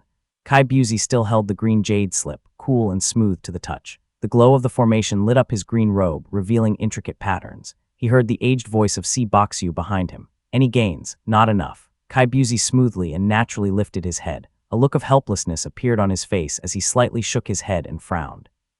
It's still only Foundation Establishment realm. He quickly searched through it again. As expected, the purging dew of pristine water was still not there. Disappointment written all over his face, he returned to Si Boxu and spoke softly. What a pity. Has Uncle already taken the spell he wanted? There's nothing here I particularly need. Si Boxu shook his head and said, these techniques seem more suited for ordinary disciples to study.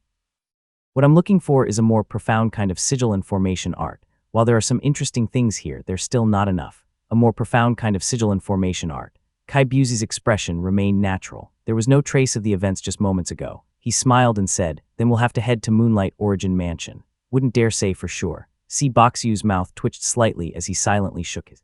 Kai Busey cast his gaze across the sea of Dao methods and casually remarked, since Uncle has already taken what he wants, then let's act together. Trigger the formations in this hall and destroy everything here. Si Boxu frowned slightly but found some sense in the suggestion. The ones at the center were all Purple Mansion realm techniques related to true essence. Their formations were especially tight. There might even be additional restrictions layered within.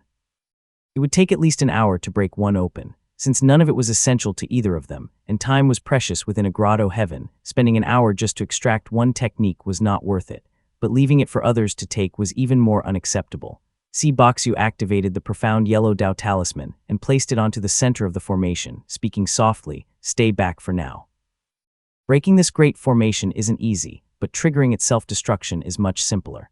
Si Boxu was a master of the art, so Kai Busey naturally left it in his hands and gracefully retreated. Once he was a quarter of a kilometer away, a dazzling blaze shot skyward. Golden red mixed with ash black erupted as true flame and merging fire exploded simultaneously. Now, no matter how good the techniques inside were, they've all been completely burned away. Kai Busey's face was slightly reddened by the surging flames in front of him. A harmonious smile appeared on his face, and he was thoroughly satisfied in his heart. I must keep the heavenly glyph bright profound sacrificial method strictly confidential, but who knows when someone might catch a glimpse. It needs a plausible origin. This palace of enlightened Tao is the perfect source. Who knows what secret techniques were hidden within? Burn everything to ashes, and there's nothing left to verify. Who could possibly say otherwise? He clasped his hands behind his back. His green robes flickered between light and shadow under the blazing fire. He forcibly suppressed the surge of joy and doubt in his heart, thinking silently, I'll study this technique carefully when I return. But since it was bestowed by an immortal, there's an 80 or 90% chance I won't understand a thing. Still, I must try. Chapter 852, Crimson Reef I, in the Mirror's World. Thick mist dispersed, and shimmering soft light fell on the misty mountain top. Lu Jiangxian paused with Dangjang in hand. This fabricated immortal official had his spiritual sense suppressed and was dazed and confused in Lu Jiangxian's grasp. He moved his divine sense slightly, dispersing the glow of various magical arts around him and dimming his clothes. Only then did he sit quietly under the tree and begin to reflect carefully, using the hidden seed in Busey's soul to drag him into an illusion in advance. With my current inherent rank and the metallic essence, even a golden core realm cultivator would be stunned for a moment. This fellow absolutely lacks the ability to see through it. There shouldn't be any traces left. Lu Jiangxian now possessed the ability to traverse the great void, and Busey had already revealed his ambitions. Dangjang was no longer of any use in Busey's body. After all, it was a part of Maha Jinlian. Retrieving it might serve other purposes. The only risk was Busey's unusual behavior, if he failed to conceal the traces and was soul-searched. Fortunately, the restriction was still in place. He had studied the immortal texts, and the mirror itself had become more complete. This time he had focused on reinforcing the seal, making it completely undetectable and placing it inside Busey's body, to prevent him from falling into the hands of any true monarch. After thinking it over, he found nothing amiss and pondered silently. Although this man had once humbled himself, he was not easy to deal with. Relying solely on inherent rank to intimidate him wouldn't be enough to control him and might even arouse his suspicion. I could only keep him dangling with this method of extending the cultivation path. Lu Jiangxian had no real immortal arts or techniques to give him. Sending ordinary things would only reveal the truth. Thus, he had carefully refined the immortal mirror's essence extraction and spirit-seizing methods before handing them to him. He thought, if the Li family cannot find a Purple Mansion realm demonic creature, then let Busey search for one himself. As for whether to reward him after he sacrifices it to me, that's another matter. At worst, I just won't respond, and he'll only suspect the offering wasn't grand enough. He wasn't worried that Busey wouldn't take the bait. Though this man was cunning and treacherous, his natural talent was excellent, and his desire for the Tao was unshakable. It was precisely because he was cunning and knew the taboos of all sides that Lu Jiangxian dared to let him try. But Purple Mansion realm demonic creatures were not so easy to kill, especially one without any backing. It was just a casual hook after all. Lu Jiangxian quickly shifted his attention, savoring an interesting matter. He thinks I am Ying's. The leap in logic wasn't hard to understand. Lu Jiangxian himself had once doubted it, but from what he heard, Ying's had attained the supreme Yang fruition attainment, which didn't quite match. According to Li Jiangquan's memories, I should be the lord of the Moonlight Origin Mansion, bearing the supreme Yin fruition attainment, which also matches the current abilities of the Immortal Mirror. But whichever way I look at it, these two should not be the same person. What was even harder to account for was the relationship between Moonlight Origin Mansion and Green Pine Temple. The Kong family said that Ying's was from Moonlight Origin Mansion, yet he was also the master of Green Pine Temple's mirrored Mirage Grotto Heaven. Even the Sunseeker ring had been engraved with Green Pine Temple Lu Jiangxian. He couldn't make sense of it, so he gave up for now. He looked down at the rows of moon-white buildings below as he stood atop the peak. He lightly flicked his sleeve. An elegant, moon-white tower rose from the mountainside in a burst of radiant light. 81 jade steps unfurled one by one, winding downward. Countless jade slips poured down like mountains and seas, yet each one landed neatly in its designated cabinet. The Tao collection of Anhui Heaven is all here. He landed atop the exquisitely elegant celestial tower, which was filled with countless magnificent corridors. Countless jade slips spurted out from the mountain peak above, some streaming through windows, some from palace gates and others from corridors, but all rushing into this white jade tower like a storm. Lu Jiangxian murmured, hundreds of years of work. The Anhui Heaven Tao collection, brought together by families from Jiangnan and Jiangbei as well as small clans from the Eastern Sea. Altogether, there are over 16,000 Taoist texts and more than 51,000 spell arts.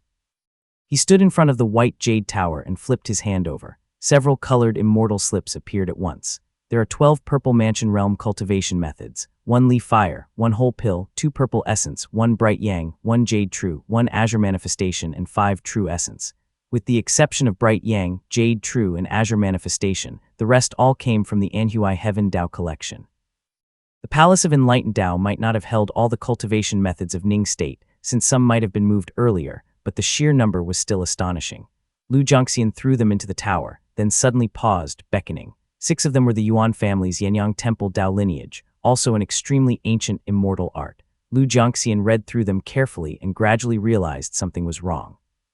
Among these 6, only Profound Goat was a Purple Mansion Realm technique. The rest were all Foundation Establishment Realm methods. Together, they formed the 6 Dams Azure Cloud Technique Manual. When Lu Jiangxian first obtained this technique, he didn't understand it well and had only skimmed it. Now, after reading so many Purple Mansion Realm methods, he finally noticed the problem with this manual. The 6 Dams Azure Cloud Technique Manual once said that once Profound Goat is cultivated to the Purple Mansion Realm, and the other 4 Foundation Establishment Realm techniques are completed one by one can attain divine powers. How could that be? Although Lu Jiangxian had never practiced it himself, he had written a Purple Mansion Realm technique himself and understood what Purple Mansion Realm cultivation entailed. If one did not consume others, they could only refine themselves, and it would take 5 Purple Mansion Realm techniques. If not, why would the elementals remain trapped in the southern border? He finally took out the technique, condensed a human figure before him using moonlight, and carefully deduced it. After a dozen seconds, he saw the flaw and muttered, "This ancient technique states. Once the other 5 Taos condense an immortal foundation within the body, they can resonate with the external world and transform into divine abilities. But in this era of heaven collapsing and earth splitting, the heavenly Tao itself has disappeared. What is there to resonate with? Even this one Purple Mansion Realm technique Profound Goat requires resonance. Without that portion, how difficult it would be to break through to the Purple Mansion Realm." Lu Jiangxian silently put away the jade slip, gradually realizing, so the Yuan family's relocation from the north, flourishing for a time yet never producing a single Purple Mansion Realm cultivator, was not without reason. Their decline was long predetermined. The Yuan family might not have lacked spiritual qi to cultivate Profound Goat, but in the end the family's ancestor realized this flaw and switched to cultivating water virtue. He returned the techniques to the white jade tower, sighed inwardly, and glanced up at the sky. The battle inside Anhui Heaven was growing more intense. The Purple Mansion Realm cultivators who wanted to enter had already gone in, and the Great Ning Palace, which had served as the entrance, was on the verge of collapse. Li Xuanfeng is still inside. Li Xuanfeng had gained much in the Great Ning Palace. Not only was that screen a Dharma artifact from ancient techniques, but even the mercury droplet containing Helian Changguang's soul was no ordinary item. Even the casually taken incense burner was remarkable. It's a pity that the Supreme Yang Sun essence couldn't be taken. Otherwise, it would truly have been a massive gain. Si Yuanli's limited vision couldn't see it, but Lu Zhongxian's divine sense had swept over it clearly. The mercury droplet housing Helian Changguang's soul was clearly a whole pill treasure. It would be useless in the hands of an ordinary cultivator, but in the hands of one who practiced this method, it could be of endless use.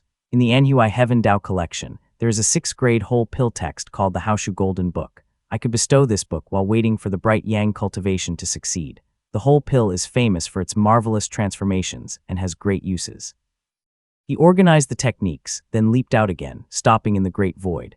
As he watched the countless divine lights gradually rising in Anhui Heaven, he examined the opportunities, thinking to himself, that's a metallic essence of the true essence Dao. Although these Purple Mansion Realm cultivators didn't have immortal arts, their means with metallic essence would certainly not compare to his. But if they had divine powers, holding metallic essence would enable countless possibilities. Metallic essence was incredibly powerful. When Dunmu Kui failed to break through to the Golden Core Realm, the 2 underworld beings that emerged from the metallic essence had needed the use of Dharma relics to be subdued. Dongfeng Yu of the Dragon Clan had also failed in his breakthrough attempt, causing the chaos of falling water rising storm in the Eastern Sea. The fallen metallic essence had naturally gone to the Dragon Monarch, and none of the Purple Mansion Realm cultivators dared or even cared to fight for it. After all, there's someone holding the converging water fruition attainment, but true essence is different. This true essence, metallic essence, originally came from a true monarch. Once it was seized, even the Purple Mansion Realm cultivators and Mahas couldn't calculate its background. There would be no aftermath after seizing the treasure. Once one had the metallic essence in hand, one could reincarnate anywhere and cultivate true essence again, gaining another 500 years of life. They would even have hope of reaching the Golden Core Realm. When one's true end drew near and their Dao path was severed, even Purple Mansion Realm cultivators would risk everything to snatch the metallic essence, using it up before falling, and then seek rebirth. As for the new Purple Mansion Realm cultivators like Hengxing and Zhang Yun, they were taking a cautious approach. They are more interested in fishing in troubled waters and dividing up the legacies left behind by the desperate Purple Mansion Realm cultivators. Chapter 853, Crimson Reef II. Boom, purple lightning rumbled and exploded in the clouds. Li Qinghang, clad in a long green feathered robe, gathered lightning on her spear and descended on a pitch-black mountain peak, casting a heavy gaze northward. Few dared to confront her directly as she fought her way through. Most merely tested her strength. The devil cultivators were mostly cautious. A few greedy ones attacked for a few moves before retreating. Therefore, her mana consumption remained low. The worry on the woman's face was not due to the demonic smoke, but because of the overall situation between the south and the north. Chaos, thought Li Qinghang. Li Qinghang had felt this deeply as she came along. Su's state had fallen into utter chaos. Though the demonic clouds still roiled, the situation was completely different from before. Previously, though it was chaotic, there was order within the chaos. You could faintly see traces of the choices of Purple Mansion Realm cultivators. At least the Northern Devil cultivators still followed some rules, thought Li Qinghang. Now the chaos among the Devil cultivators had reached the level of headless flies. Whether it was in the east, west, south, or north, one could see Devil cultivators from various sects and families flitting around. Some were even led by Purple Mansion and Golden Core Dao cultivators, all fighting for themselves. Outside of Su's state, Devil cultivators and Buddhist cultivators were still gathering rapidly. Where she stood near Lake Xian, she could even see many cultivators from the Eastern Sea swarming ashore and surging southward, hinting at a strange and ominous new tide. Now Jiangnan is the upper evil spirit storage, where all evil and corruption emerge. When the Devil cultivators reach the river's edge, their strength grows even stronger. Why would they stop there and not continue to sweep downward? Li Qinghang kept worrying as she withdrew the lightning from her spear. Suddenly, she felt a violent surge of devil wind rushing in from the east, whipping the ground smoke into a frenzy. She frowned lightly, raised her spear, and pointed it diagonally at the ground. Purple lightning flickered to life with a thunderous roar. She snapped her spear up, and it flared with blazing lightning that shone brightly in the sky. Boom! A gray flame shot out from the demonic smoke and was struck squarely by the spear in midair. The flame exploded with several bursts of light that clung stubbornly to her spear, but the surging lightning shattered it within moments, and it fell to the ground with sizzling sounds. Crash. Li Qinghang drew her spear back and took up a defensive stance. The blazing purple lightning danced along the spear and up her hand. Her apricot eyes glowed faintly purple as she looked into the gray smoke. A tall, thin man in a red robe descended from within the devil winds. His brown boots struck the ground, sending up a wave of gray fire. A command token, gray with red patterns, floated beside him. He crossed his arms over his chest and looked at Li Qinghang with some curiosity, his gaze somewhat cold, and said, "Fellow Taoist, what an impressive bearing." Li Qinghang swept her spiritual sense lightly over him and sensed this man's overwhelming cultivation. His Dharma robe was especially luxurious. She realized he was no ordinary figure. She silently examined him while estimating the distance in her heart. This place is no more than 250 kilometers from the Lake Xian stronghold. I still have 3 profound thunder talismans. If things go awry, retreating wouldn't be difficult. As she considered her escape route, the man's red robe began to float in the demonic smoke. His voice was a bit stiff and sharp as he said, "Fellow Taoist, thunder cultivators are rare these days, and even rarer are female cultivators. Just so happens I've heard your name." Li Qinghang maintained her impassive stare, but her spiritual sense quickly searched around to see if he had others nearby. Meanwhile, the cultivator before her continued to speak. "My younger sister went to Jiangnan but was stopped by you. She couldn't save that person and even lost the merging fire token. She has been banished from the island and cannot return." The man in the red robe's face darkened. "And I haven't yet settled the score with you."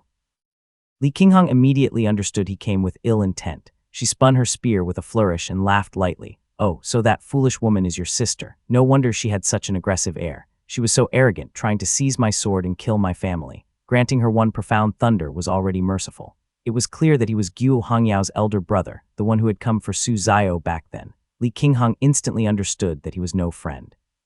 She didn't hesitate as she thrust her spear forward, lightning coursing through it. Boom! A swirl of gray fire rose around the man in the red robe. He made a spell gesture and the fire clung to the command token and shot forth. It collided with the lightning in midair and exploded into a sky full of thunder and fire. His tone was grim as he shouted, "How could I not know about my own sister? Would she target your family without reason? If you had just let them leave peacefully, would things have come to this?"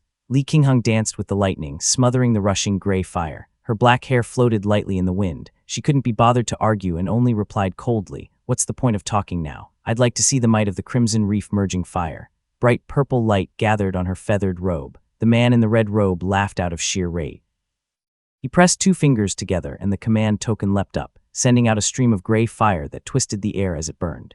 He spat out in a low, hateful voice, "Such bold words. You've killed too many devil cultivators and think everyone's mana will scatter when they face lightning." Chapter 854, Yu Jiang I. Li Qinghang leveled her silver spear at her opponent with one hand, while the other hand formed 2 fingers pointing diagonally at the ground. Bright lightning gathered at her fingertips. As raging gray fire shot toward her, she brought her slender hand to her lips, exhaled a breath of lightning, and intoned, "When the sun reaches its height, it births 6 thunders." A thunderous boom rang out as 6 dazzlingly bright silver-white rays of light emerged before her. 6 slender, elegant command tokens flickered simultaneously, and their runes lit up one by one. Boom. The 6 ancient command tokens aligned their bases, forming a 6-sided silver-white array in the air. Explosive silver-white lightning leaped out and soared into the sky. It met the gray fire and instantly blasted it into ash, filling the sky with silver-white fragments. Not only was this silver lightning incredibly powerful, it also followed the mana connection of the gray fire back to the red-robed man's palms. It flickered on and off, sending a numbness through both his hands.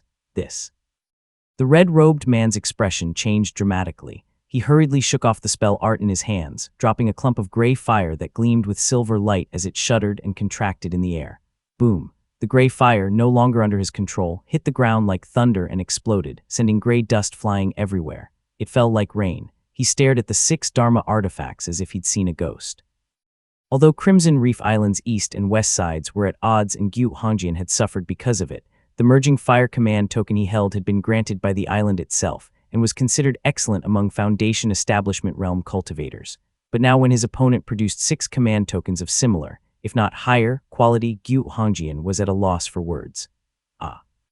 Then he looked at her fine Dharma artifact spear and the mysterious greenish-white feathered robe she wore, each piece no worse than his own, and felt shock and confusion rise within him. Am I the Purple Mansion realm descendant, or is she? How could a single family have so many high-quality treasures? What is this? He was frozen in shock, but Li Qinghang didn't wait for him. Using the 6-fold profound thunder punishment tokens in real combat for the first time had yielded surprisingly satisfying results. She deftly formed a hand seal with her slender fingers. The 6 command tokens suddenly leaped up. One started to crackle with lightning and rose to float upside down over another below, while the other 4 positioned themselves at the east, west, south, and north. She parted her vermilion lips and said coldly, "Rabbit enters Dragon Palace, bestow the profound punishment." Gyu Hongjian only heard the thunder roar. He clasped his hands together and slapped them down on his command token. A pillar of gray merging fire shot skyward, enveloping him. He heard the clouds herald thunder as the roiling merging fire wrapped around him. Boom! A silver-white lightning bolt descended from the sky, and the merging fire surrounding him exploded. A silver-white glow ate its way through the gray flames, making them sizzle and hiss. Fortunately, the lightning only flickered for a moment before vanishing. Gyu Hongjian's face turned pale, then regained some color. He dispersed the flames, his hands slightly numb, and flung out a sleeve of black smoke, secretly relieved. Thank goodness we're not in the Eastern Sea. Unfortunately, we're not in the Eastern Sea. Li Qinghong felt a tinge of regret. She drew back her Dharma seal, and the silver command tokens gathered together to form a 6-sided silver formation. It's a pity I'm not skilled in spell arts. I can only partially activate these 6-fold profound thunder punishment tokens. They cannot be fully utilized. These 2 invocations were not her own invention, but were inscribed within the 6-fold profound thunder punishment tokens when she had refined them. There were 6 in total, each very powerful, but controlling them was extremely cumbersome. Li Qinghong hadn't had the artifact for long and had barely deciphered 2 of the spells. She sighed inwardly. The first spell is still decent, but the last one falls far short of what the description says. Maybe it's because of the changes in the heavens and the thunder no longer exists. If this were the Eastern Sea during the falling water rising storm, this strike could at least injure. A thought flickered in her mind. She flipped her hand over, and all 6 thunder tokens leaped apart and floated at her side. Her feathered robe glowed greenish-white, and her spear pierced through the thunder shadow in an instant. Her spear danced, spreading a field of purple sparrow shadows in the air. But Gyu Hongjian was a direct descendant of Crimson Reef Island and had managed to regain his footing during the exchange. His command token flew up, capturing 2 points of gray light. He formed a seal and shouted, "Go." The 2 gray lights shot toward Li Qinghong at lightning speed. Gray fire erupted around her and dove into her mana. She used her mana to disperse them, swung her spear across and slashed at his chest, only to see a black round shield materialize in front of him. The 2 collided and purple lightning exploded. The black shield fell away, smoking, and Gyu Hongjian seized the chance to pull back. Li Qinghong's spear never paused, but as she thrust to pursue him, the gray fire on her body burned ever fiercer. It clashed with the lightning and gave off thick black smoke, forcing her to retreat a step. Merging fire shortens lifespan and damages life force. It transforms into artifacts to dispel evil, and like a malignant tumor, it burns stronger with every moment it's allowed to burn. Now that the Li family's legacy had grown more complete, she could now recognize many famous Dao lineages. Li Qinghong instantly recalled the nature of merging fire and dared not allow the flames to burn unchecked. She stopped immediately. Sure enough, the gray fire clung to her mana, rapidly burning through her mana. Merging fire could also damage her Dharma robe, yet withdrawing her mana would damage her Science Sparrow plume. She had no choice but to press her 2 fingers together and activate her immortal foundation. The purple lightning on her body grew denser until it gradually suppressed the merging fire. Gyu Hongjian hailed from Crimson Reef Island, so he had used this move successfully many times. Knowing her reaction, how could he give up? He thrust his palm forward to restrain her and shouted, "Fire, come." 2 streams of gray fire spewed from between his lips and poured into his palm. They were then guided by his merging fire command token, transforming into 2 talisman seals that shot toward her face. Li Qinghong sidestepped and raised her spear, summoning lightning. But the spear shadow seemed a bit too thin amid the raging merging fire. It only split the merging fire into 2 sections, but the flames still clung to her. She let out a muffled groan, and her eyes suddenly glowed with purple light, purple talisman origin light secret technique. She spat out a point of white light from between her apricot lips. It expanded rapidly in the air, not to block the merging fire before her, but to softly and elegantly bypass it and shoot toward Gyu Hongjian. Boom! A waterfall of purple lightning expanded, flowing like clouds and rain in the air. The spell art in Gyu Hongjian's hands was instantly shattered by the lightning, and the intense purple lightning struck toward him. His face turned pale, and he hurriedly pulled out a talisman. Chapter 855, Yu Jiang II. The merging fire on Li Qinghong's body lost its mana source and dimmed slightly. She swung her spear and forcibly extinguished it, though her chest still felt slightly stifled. The merging fire on her mana shield continued to burn fiercely. She freed her hand to form a seal, and the 6-fold profound thunder punishment tokens instantly retracted to form a barrier between the merging fire and her Dharma robe. The purple lightning waterfall condensed for 2 seconds before slowly dissipating. Gyu Hongjian stumbled out, covered in dust, and coughed up 2 mouthfuls of blood, which transformed into lightning and drifted away. He spat bitterly. What formidable thunder arts! What spell art is this from? Li Qinghong withdrew her mana. The sixfold profound thunder punishment tokens were arrayed in front of her, shielding her from the merging fire. Sure enough, the merging fire struggled to burn through the Dharma artifact and weakened from having nothing else to consume. She let out a quiet sigh and thought to herself, indeed, it is as sturdy as ancient Dharma artifacts. The sixfold profound thunder punishment tokens had a long history and were crafted long ago. Although they weren't as indestructible as Li Yancheng's water wall pearl, which could even serve as a defensive Dharma artifact in its base form, they were still extremely strong. Yu Hongjian's merging fire was not enough to trouble them. One often suffered from internal reverberations in battles involving thunder arts. After taking a hit from profound thunder, Yu Hongjian's core was shaken, and he had no choice but to pause and recuperate. He could only watch helplessly as his spell was neutralized. He stared heavily at her and thought, she's rather troublesome. Since I can't take her down immediately, it's inevitable that other devil cultivators might gather. The two were now in a brief stalemate. Li Qinghong also scanned the demonic smoke. Suddenly she froze and together with Yu Hongjian turned to look into the depths of the black smoke. A wild wind swept by, revealing a pair of black boots as a young man emerged. He wore a black robe and was dressed like a devil cultivator. His sleeves were tightly bound with gray cloth, giving him a lean, capable look. His exposed fingers were slightly pale. His face was somewhat pale, and his eyebrows slanted upward, giving him a sharp appearance.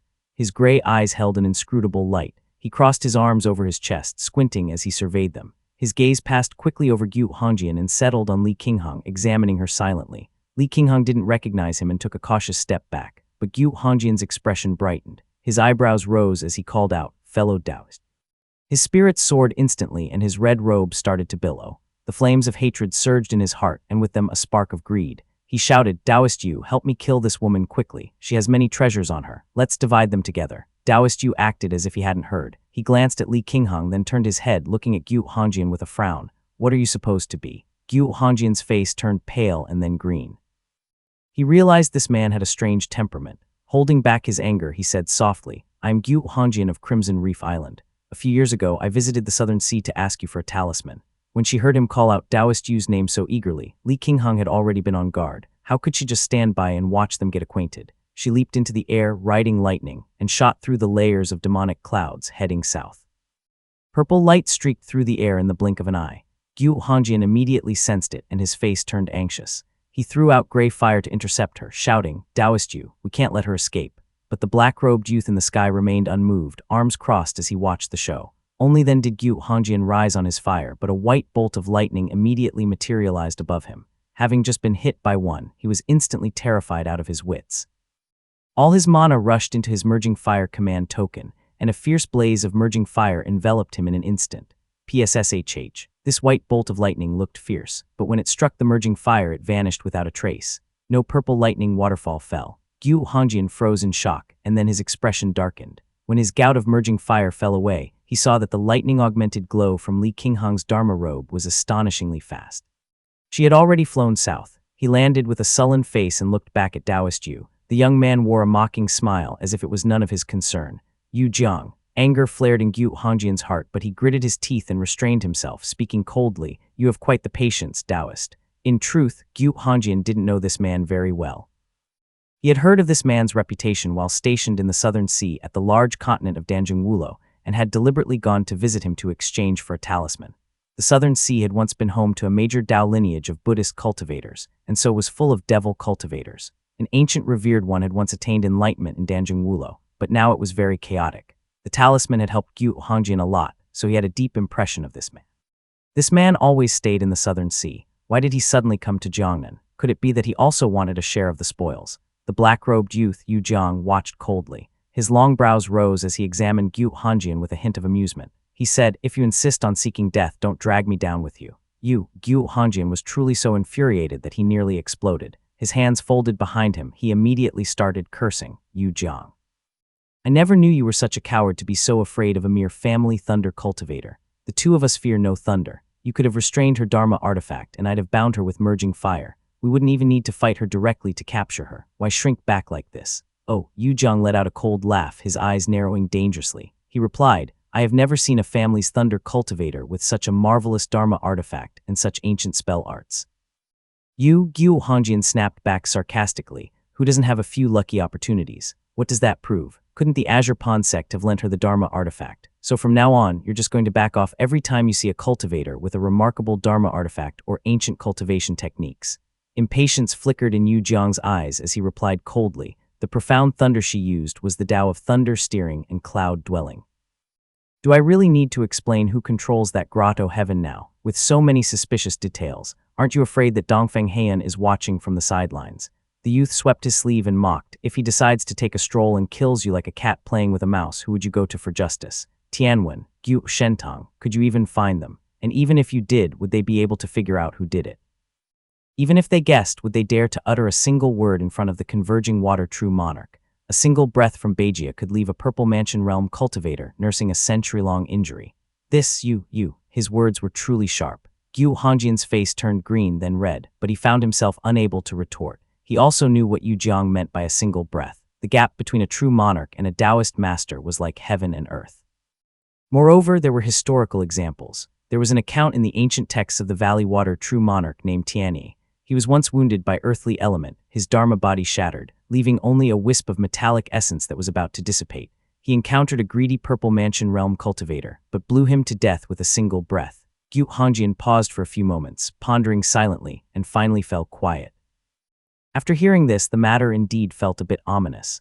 Gu Hongjian stiffened his face, unwilling to lose face but also mindful of this man's talismanic prowess. He didn't want to offend him and could only mutter stiffly, "I did not understand the subtleties. Thank you for the advice, Taoist." Idiot. Yu Jiang couldn't be bothered to waste more words with him. Every Purple Mansion realm Taoist master's attention was on the grotto heaven. Every moment counted for slipping into Jiangnan.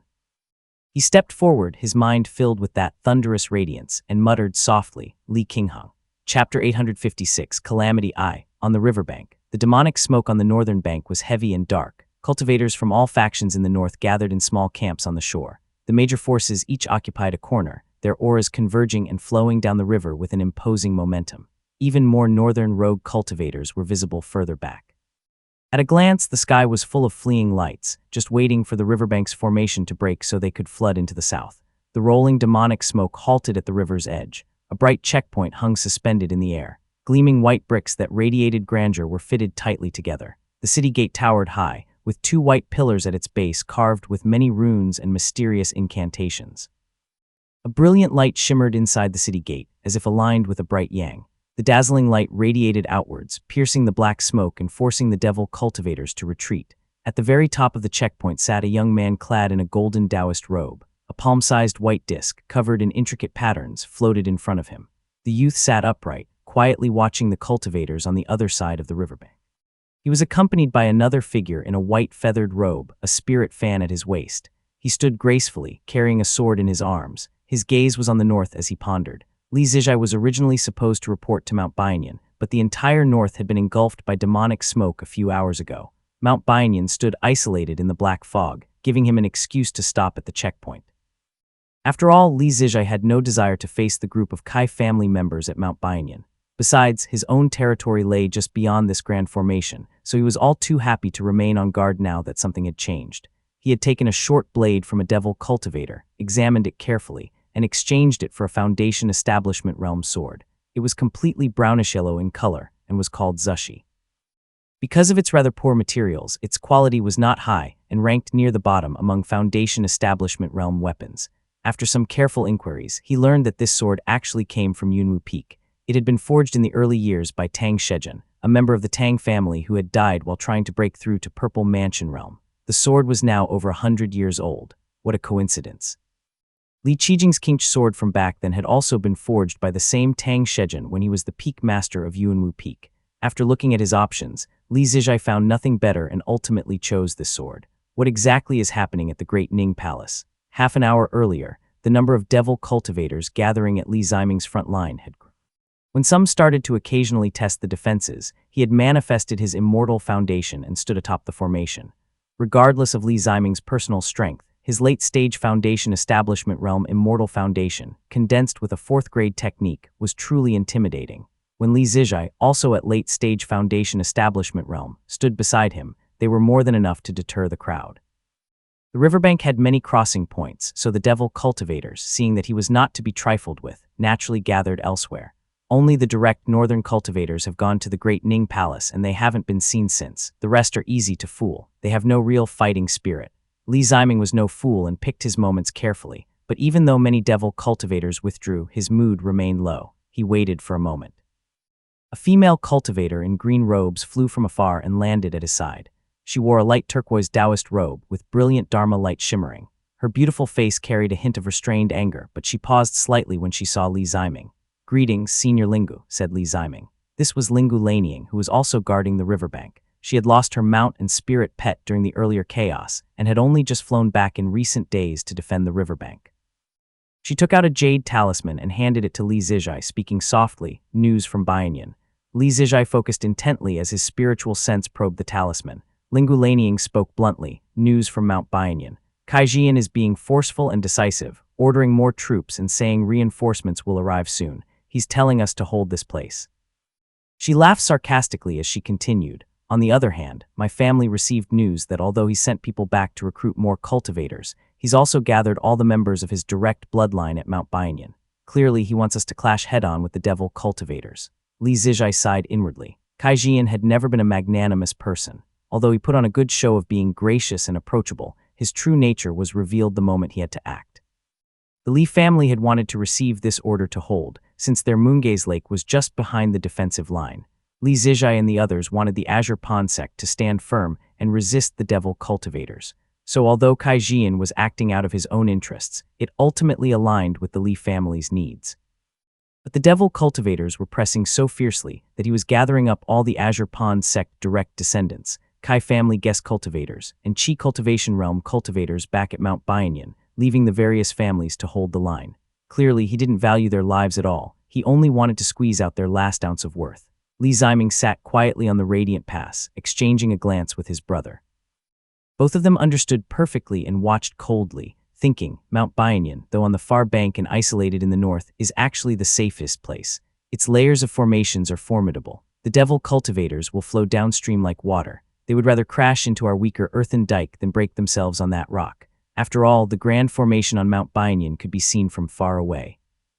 Disregarding whether or not it could be breached, the first devils to charge it would certainly die. Meanwhile, the river crossing's defenses were full of holes. If the devil cultivators could find just one weak spot, they only needed to reach out to grasp the wealth of Jiangnan.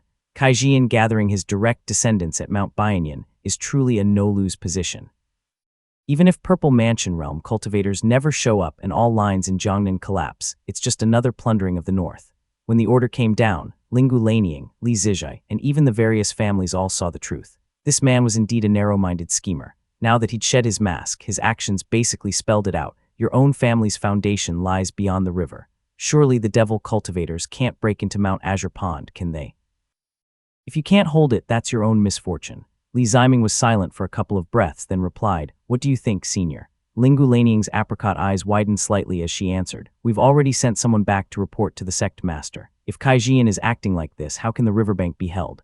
Li Zijai shook his head slightly and said softly, "It's too late. Besides, the sect's disciples are very good at self-preservation. Would they really fight to the death with us? Even if they came here, they'd only watch from the sidelines." His words were tactful but clear. The Kai family's disciples were extremely privileged. Even if they were sent here, would they really follow the orders of people like Li Zijai? Li Zijai paused for a couple of breaths, then added, "If they actually do send people over, I fear the elders would have their own demands, which would make things even harder to handle." This. Li Zijai had reminded Lingu Lanying of an important fact. It would be one thing if the Kai family really came to guard the formation and took over command. But if things went even a little wrong and they demanded an escort to leave, what then? The female cultivator looked at him with renewed attention and said gently, "After all, it's still a force. Sai, what exactly is happening at the Great Ning Palace? It doesn't look like the north and south have completely fallen out. This place is full of holes. We can hold it for a while, but certainly not for days or months. Why hasn't the Taoist master said a word?"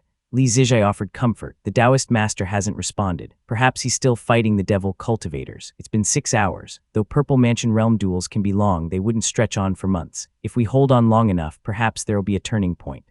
Lingu Lanying fell slightly silent. She too knew that Moongaze Lake lay just beyond the Grand Formation, and the Li family would naturally be more anxious than anyone. Meanwhile, her own Lingu family, deeply rooted in the south, would likely be less affected. Chapter 857, Calamity II. Most of Lingu Laning's urgency was for her family's disciples inside the formation, and for the people of the counties that would suffer if the line broke. Her concern should be far inferior to that of the Li family. She settled down and said softly, besides the families on the riverbank, there's also the Xiao family, a Purple Mansion Realm immortal family. What if Taoist Master Shooting decides to intervene? She spoke the words, but in her heart she knew the hope was slim. Sure enough, she saw Li Zijai shake his head. The Xiao family has been secluded for years. Their Taoist master has long made it clear that he doesn't want to interfere. He even went to the Northern Sea a while back. The devil cultivators aren't stupid. They won't even touch a scrap of Xiao family territory. Everyone present reached the same conclusion in their heart. Xiao Shooting didn't intervene even when Lixia slaughtered the prefecture, and the Xiao family's own lands were massacred. There are so many hidden agendas in today's North-South conflict, and he's always been the most rational and meticulous. Why would he get involved now? They didn't dare to speak the words aloud, except for Lingu Lanying, who nodded and said, "Then I'll return to the formation to stand guard." She rode the wind away, and only then did Li Ziming speak, his voice somewhat low. "Brother, could the Purple Mansion Realm cultivators really be willing to sacrifice all these families here and let the northern cultivators flood south? Even the Azure Pond sect would suffer a huge loss of vital qi. Why would they do that? Hard to say."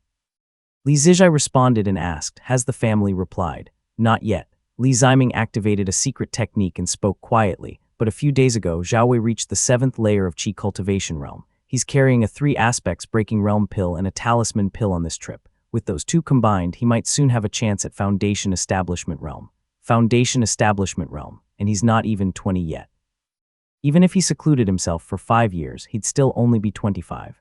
Li Zijai frowned, circulating his secret technique, and said softly, "That's a bit too fast. It's almost catching up to Taoist Master Junjian's cultivation speed.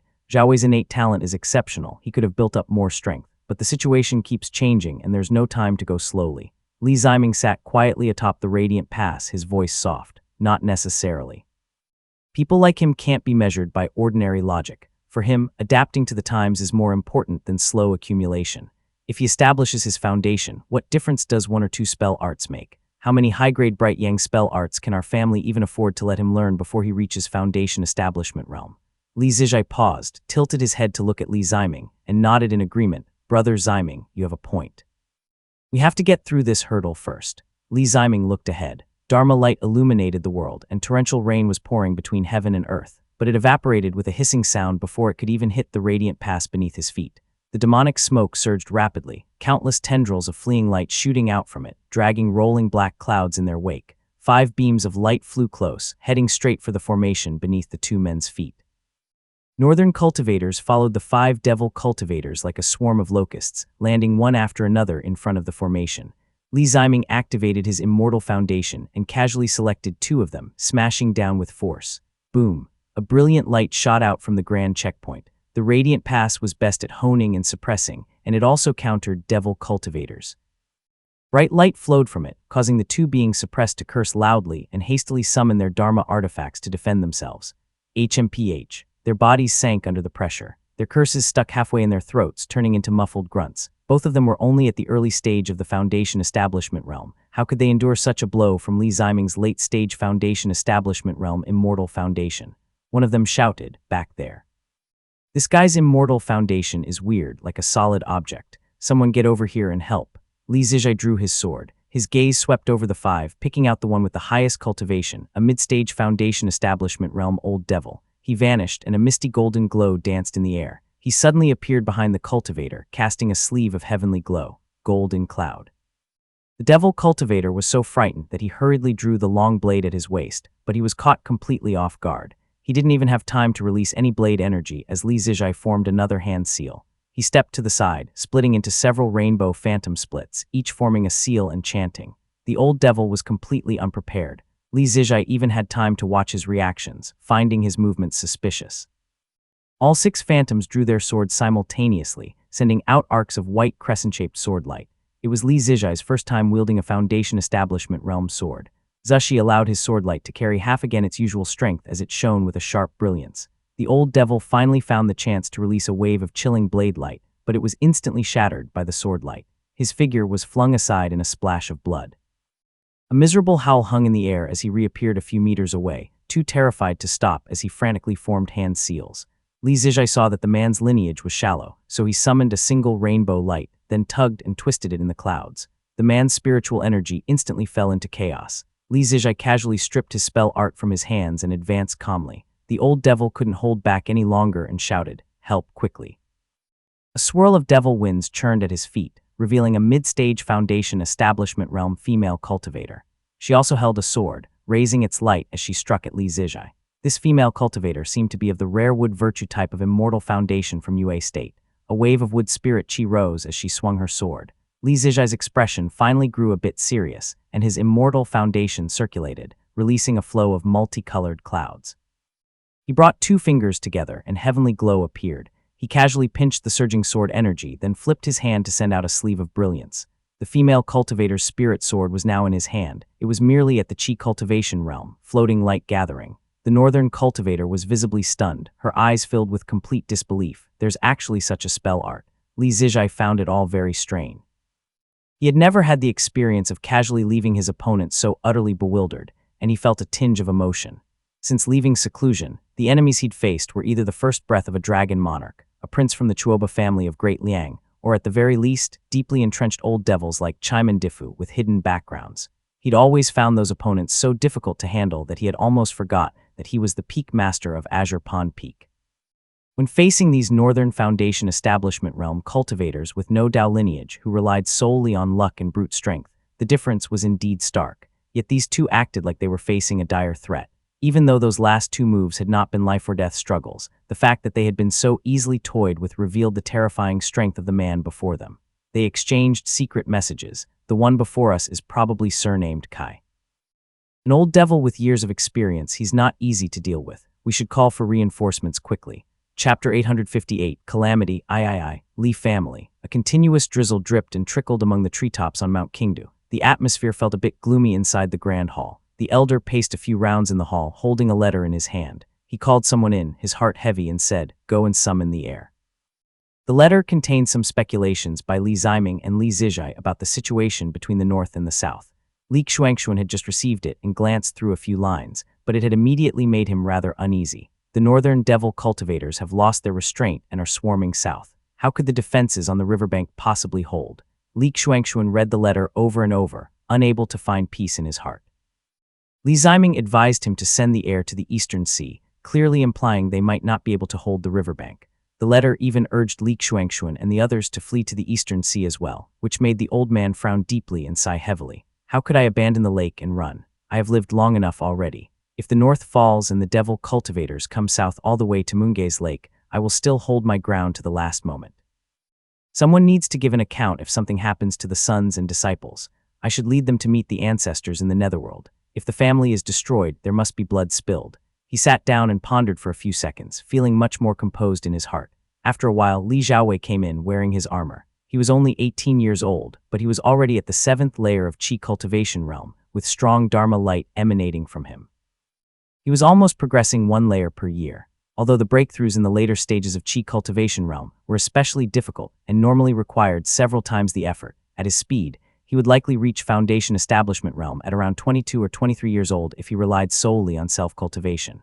But the later stages of Qi cultivation realm were quite different for the Li family. They had the 3 aspects breaking realm pill and the talisman pill. After building up enough cultivation, they could first take the breaking realm pill to break through, then steady their foundation before taking the talisman pill. The talisman pill's effects were not comparable to ordinary pills. The cultivation it provided was real and solid, as if achieved through self-cultivation. In some ways, it was perhaps even better, and one could immediately attempt to reach the Foundation Establishment realm. Without waiting for him to be greeted, Li Xuanxuan waved Li Xiaowei into the hall and handed him the letter. Li Xiaowei glanced through it and frowned. After a moment, seeing his golden eyes flicker, Li Xuanxuan said, "According to your uncle's description, the riverbank may not hold." Li Xuanxuan thought of sending him to the Eastern Sea, but worried he might insist on staying at home, so he hesitated and only asked, "What does Mingwang think?" Li Xiaowei read the letter carefully again and replied, "Looking at the situation, if the riverbank falls and the devil cultivators flood into Jiangnan, they will likely take 2 routes. One goes down along Munge's lake, and the other squeezes through the wilderness between Shanji Prefecture and Lixia Prefecture. That route is caught between 2 purple mansion realm powers, so it's not an easy path. I'm afraid they will still attack our family." Li Xuanxuan hadn't expected him to mention this matter. Just as he was about to ask further, he saw Li Xiaowei softly say, After I head to the Eastern Sea, you should split the family into two routes. One burrows away to Lixia, the other drives the people toward Mount Dali. Senior White Banyan Fox and that Lucan are on good terms with our family and can grant us temporary refuge. Li Xiaowei explained the arrangements in detail. Li Xuanxuan listened and felt slightly relieved in his heart. He said there probably won't be many people who can be saved in the mountains. Li Xiaowei nodded and replied, the devil cultivators could reach here in less than 15 minutes. The nearly million people along the lakeshore wouldn't even have time to gather in that short time, let alone all squeeze into the mountains. Li Xuanxuan fell silent. Li Xiaowei had no choice but to say, it's hard to predict these things. The riverbank might still hold. There are so many Purple Mansion Realm cultivators in Jiangnan, who knows which of them might act. We're only making necessary preparations. Li Xuanxuan nodded and said hoarsely, there's no time to lose. Take a group of people, pick some of the young talents from the various families and bring the pills as well. I will have King Heng take you there. Li Xiaowei thought for a moment and said softly, that works out. Lady An is about to give birth, and the master monk is considering the idea that Jiangnan is the upper evil spirit storage. It would be good to take her along to the Eastern Sea as well. Perhaps things will turn out differently there. He was a decisive person, and the matter was settled neatly. He bade Li Xuanxuan farewell and immediately flew out of the hall and descended. Less than 15 minutes later, King Heng arrived with a few people and landed on the mountain. The monk was always calm and peaceful, and years of cultivation had made him appear even more unfathomable. There were few clear distinctions among master monks, making it hard to guess his true strength. Yet even those like Li Ziming, who had broken through later than him, had all reached the late stage of the Foundation establishment realm. This monk probably wasn't far behind either. The Eastern Sea was chaotic, and the White Ape would find it hard to establish a foothold there, but King Heng would be much safer. When King Heng saw Li Xuanxuan, he was very kind and said softly, please rest assured, my lord. Your esteemed family has accumulated much virtue and will surely turn calamity into blessing. Li Xuanxuan disliked hearing talk of virtue and vice. He forced a smile as he sent the people out of the lake, then rode the wind back and sat in the grand hall, where he was once again left all alone. The elder pondered deeply, unable to determine whether it was virtue or vice he had accumulated. He stopped thinking about it and quietly looked out at the rainy weather outside the window, where white frost had already formed. After a moment, a 9-foot-tall, burly man in white armor came in and silently stood in the hall. White. Li Xuanxuan exclaimed. The old ape raised his head, his voice like rocks clashing. Greetings, master. This old servant has just returned from patrolling the lake. The man and the ape had fled the raging flames in the marketplace all those years ago and had accompanied each other for decades, so there was no need to speak of their understanding. He saw Li Xuanxuan's unease and moved to his side to stand, then said, this old servant's stone embrace slumber technique has been brimming with spiritual energy and running smoothly in recent days. Perhaps there is a Purple Mansion realm breakthrough in the true essence Tao, or maybe some spiritual item has emerged. Li Xuanxuan nodded silently, not perceiving anything unusual from it. Just as he was about to speak, he suddenly felt a cold breeze enter from the door. Li Xuanxuan raised his head slightly, as if something had dawned on him, and was about to stand up when suddenly he heard knocking at the hall door. A handsome man in white entered. He had sword-shaped brows and star-like eyes, a handsome appearance, and held a slightly slender, cold sword in his arms. His brows were furrowed slightly in worry as he looked inside. Zijun. Li Xuanxuan was overjoyed and stepped forward, holding the letter in his hand, and asked, has your injury fully healed? Greetings, great uncle. Li Zijun first saluted, coughed twice, and smiled. It hasn't fully healed yet. I was worried about the family, so I came out of seclusion early. Yu Mujian's sword strike was indeed formidable. If it hadn't been for the Earthview Bloodstone, Li Zijun would likely have fallen on the spot. After several years of recuperation, he couldn't stop worrying about the situation at home and emerged from seclusion early, with his strength only barely recovered to 60%. Li Xuanxuan was overjoyed, immediately pulling him over to find a seat. The white ape silently served tea. Li Zijun recognized him with a glance and said softly, so it's you, truly blessed with deep fortune, congratulations. The white ape cupped his fists and with Li Xuanxuan recounted the events of the past few years in detail. Li Zijun listened, his brows furrowing tighter and tighter. After a long exhale, he replied, as expected, I knew Azurpan sect wouldn't have arranged anything good for my family, so it's come to this. He lowered his gaze, his eyes gradually reddening as he said softly, I misjudged. I shouldn't have trusted that Zhao Tingui. He died and left everything to ruin my family. King Heng has already ridden the thunder to seek him out. Li Xuanxuan didn't know how to respond. The old man waited a moment and finally said, but your injuries are not yet fully healed. You cannot act. It's better to focus on cultivation and seclusion. Li Zijun closed his eyes and exhaled, still carrying some sorrow. The radiant snow pine ridge began to circulate inside his body, driving all emotions from his mind. His tone calmed and he said softly, "Not necessarily. Even with my injuries, I can still strike once or twice without issue." He shook his head slightly, held one hand level, and revealed a shimmering light condensed from frost and snow in his palm. It was pure white and crystal clear. A wave of cold mixed with sharpness surged around it. This was not quite a spell art, yet not exactly a spirit item either. It looked like a mass of highly condensed energy. With a thought from Li Zijian, the light leaped like a swimming fish, dancing in the air. Its fine scales were clearly visible as it flicked its tail and fell back into his palm. What is this? Li Xuanxuan had never seen such a thing before. For a moment he couldn't figure it out. The old man was stunned for a second, then saw Li Zijian's sword-shaped brows raise slightly as he said softly, "Sword Essence." Chapter 859, Calamity IV. Lake Xi'an. Li Qinghong rode the wind 50 kilometers out. The black smoke before her gradually faded, but the sky remained heavy and rolled with gray clouds. The sky was the same gray on both the north and south sides of the lake, dimly hiding the sun. She flew for a while, and somehow her mind turned again to those two, and she pondered in secret, so it seems at least Crimson Reef Island has been offended. The east and west reefs of Crimson Reef Island have not gotten along in recent years. I don't know whether Guo Hongjian's faction is east or west, or if there's any room to maneuver. As for Yu Jiang, judging from Guo Hongjian's attitude, he's also a powerful figure in the Southern Sea. As she flew south, she also realized it would be impossible to return to Mount Bianyan, and she felt a sense of relief. That's fine too. There's no need to follow their orders. I'll just return to the riverbank and help guard the lakeshore for my family. The devil cultivators were already pressed up to the riverbank. She no longer had the heart to deal with that group on Mount Bianyan. Like Li Zijai, she just wanted to hide as far away as possible. Turning a corner of Lake Xi'an, she glimpsed the radiance overflowing from Profound Peak Gates Shanji Prefecture. Light flowed in all directions. When she approached, she could faintly see a towering, majestic mountain suspended above Shanji Prefecture. The mountain loomed vaguely in the clouds, emanating a hazy glow. She could feel her body growing heavier as she drew closer to Shanji Prefecture. She looked up thoughtfully and thought, it must be a Purple Mansion Realm divine ability. Such power could only belong to Taoist Master Chengxi of Profound Peak Gate. Only then did she understand why the demonic mist had stopped at Lake Xi'an and why the devil cultivators had not crossed into Jiangnan. The threat hangs high above in the sky. Who would dare put even a single step over the lake? She quickly flew past and vanished into the wilderness by the riverbank. But a beam of golden light caught up and stopped brightly before her, revealing a woman in a Xiang robe. The woman was dressed in Xiang colors, with a round face and almond eyes, and held a small golden mountain in her hand. She was Kong Tingyan of Profound Peak. She looked worried as she stepped forward and softly greeted, "Qinghong, little sister." Li Qinghong had thought she was at the Great Ning Palace, so she was surprised to meet her here. She nodded in reply. Kong Tingyan spoke softly. "It's been so long, why don't you come sit in my sect for a while?" As soon as she said that, Li Qinghong felt something off. Kong Tingyan had returned from the northern ruins and settled at Mount Yan Pass. The two had even met at Mount Yan Pass days ago, so it was indeed strange to say long time no see. That could have been considered a polite greeting from Kong Tingyan, but at this critical time of conflict between the north and south at Azure Pond sect, it was hardly a leisurely moment.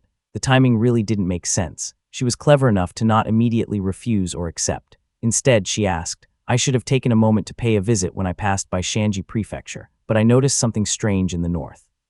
Kong Tingyan replied softly, "Something has happened in the Great Ning Palace." She moved a few steps closer and used secret techniques to transmit her voice. "Did you think it was strange that the north and south armies are now at odds? That's because all the Mahas and Purple Mansion Realm cultivators from both sides have entered the Great Ning Palace. Now the northern demon horde is out of control, and the southern cultivators have no protection at all." Li Qinghong's pupils widened slightly as Kong Tingyan continued, "My sect's Taoist master had a grudge with a few of the new demon leaders, so he didn't go. I don't know exactly what happened, but Anhui Heaven has now appeared in the Great Void, and all the Purple Mansion Realm cultivators have entered it." Li Qinghong's voice was slightly hoarse as she asked, "The north is already strong, and my second uncle is still in the Great Ning Palace. The defenses along the riverbank are hastily built. How can we possibly resist the northern demon horde? Of course we cannot." Kong Tingyan nodded firmly, then hesitated a moment and asked softly, "Do you know which route the demon cultivators will take when they move south?" Li Qinghong had been traveling across the north and south for a few years, so of course she knew. She answered, after crossing Sioux State, they could either enter Wu from the riverbank west of Mount Ziping or follow the entire riverbank south. Any spot would let them into Yue State. Kong Tingyan nodded, a solemn expression appearing on her round face, and she said softly, "Right now, only Taoist Master Yuan Ziu remains in the Azure Pond sect, and he has entered the Great Ning Palace. Meanwhile, Golden Feather Sect has 4 Taoist masters, with 2 of them currently guarding their sect.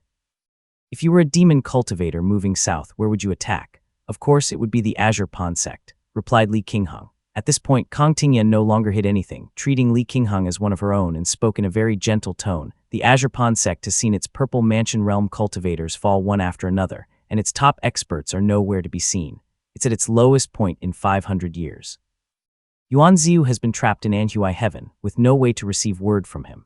Yet the core members of the Azure Pond Sect like Kai Jian are still at Mount Bianyan.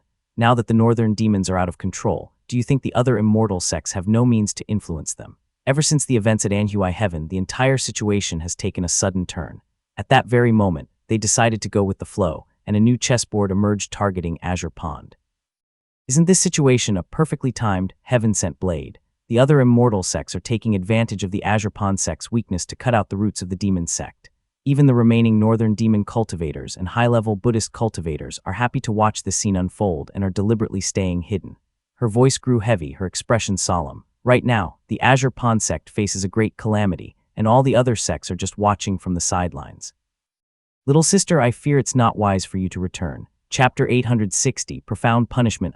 Li Qingheng felt a chill in her heart. She pressed her lips together and gently transmitted through mana. However, there is still Taoist Master Suiguan in the upper sect, who is said to be a first-class cultivator. I wonder if he is still on the mainland. If the devil cultivators move south, he should step in to stop them. Suiguan. Taoist Master Suiguan was a peak Purple Mansion Realm cultivator from the Azure Pond sect's Grotto Heaven.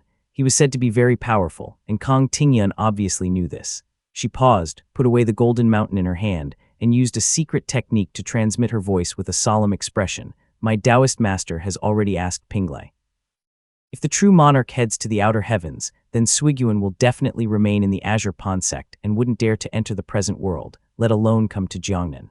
Li Qingheng slowly raised her head, her almond-shaped eyes meeting those of the woman. Kang Tingyan hesitated for a moment, then spoke softly. The true monarch's divine powers are beyond measure, but Pinglai is not necessarily inferior. The other Taoist masters should also understand this, which is why they have made this plan.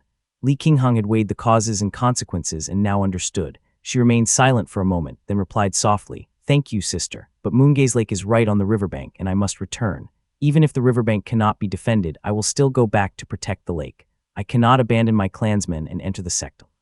Kang Tingyan sighed faintly in her heart, unsurprised, as she spoke gently. In that case, I have a message from the Taoist master that might help you, sister. The round-faced woman in Xiang attire leaned close to her ear, keeping her mana exposure minimal amidst the spiritual energy, and spoke gently. Flooded fields bring 100 years of crop failure, which is certainly satisfying. But when the river floods back and destroys all the courtyards, that is even more satisfying. Li Qingheng listened intently, and only then did Kang Tingyan continue. Great Ning Palace will manifest in this world in half an hour. It is less than 500 kilometers from here, so if you ride the lightning back, you should make it in time. I won't delay you any longer. Please take care of yourself. Half an hour. Kang Tingyan bowed slightly, and transformed into golden light that soared east, returning to the territory of Profound Peak Gate. Meanwhile, Li Qingheng silently rode the lightning west. She said Great Ning Palace would manifest in this world in half an hour, thought Li Qingheng. Li Qingheng did the math in her head. Kang Tingyan's estimate was probably because Li Xunfeng and others were still at Great Ning Palace or somewhere. As long as they could hold on for half an hour, there would definitely be a chance to turn the situation around. Even if Yuan Ziyu was still trapped and unable to come out, at least Li Xunfeng, Lingu Rao, and the others could still come. Judging from her tone, the southward movement of the devil cultivators this time is a result of a consensus among several Purple Mansion Realm cultivators.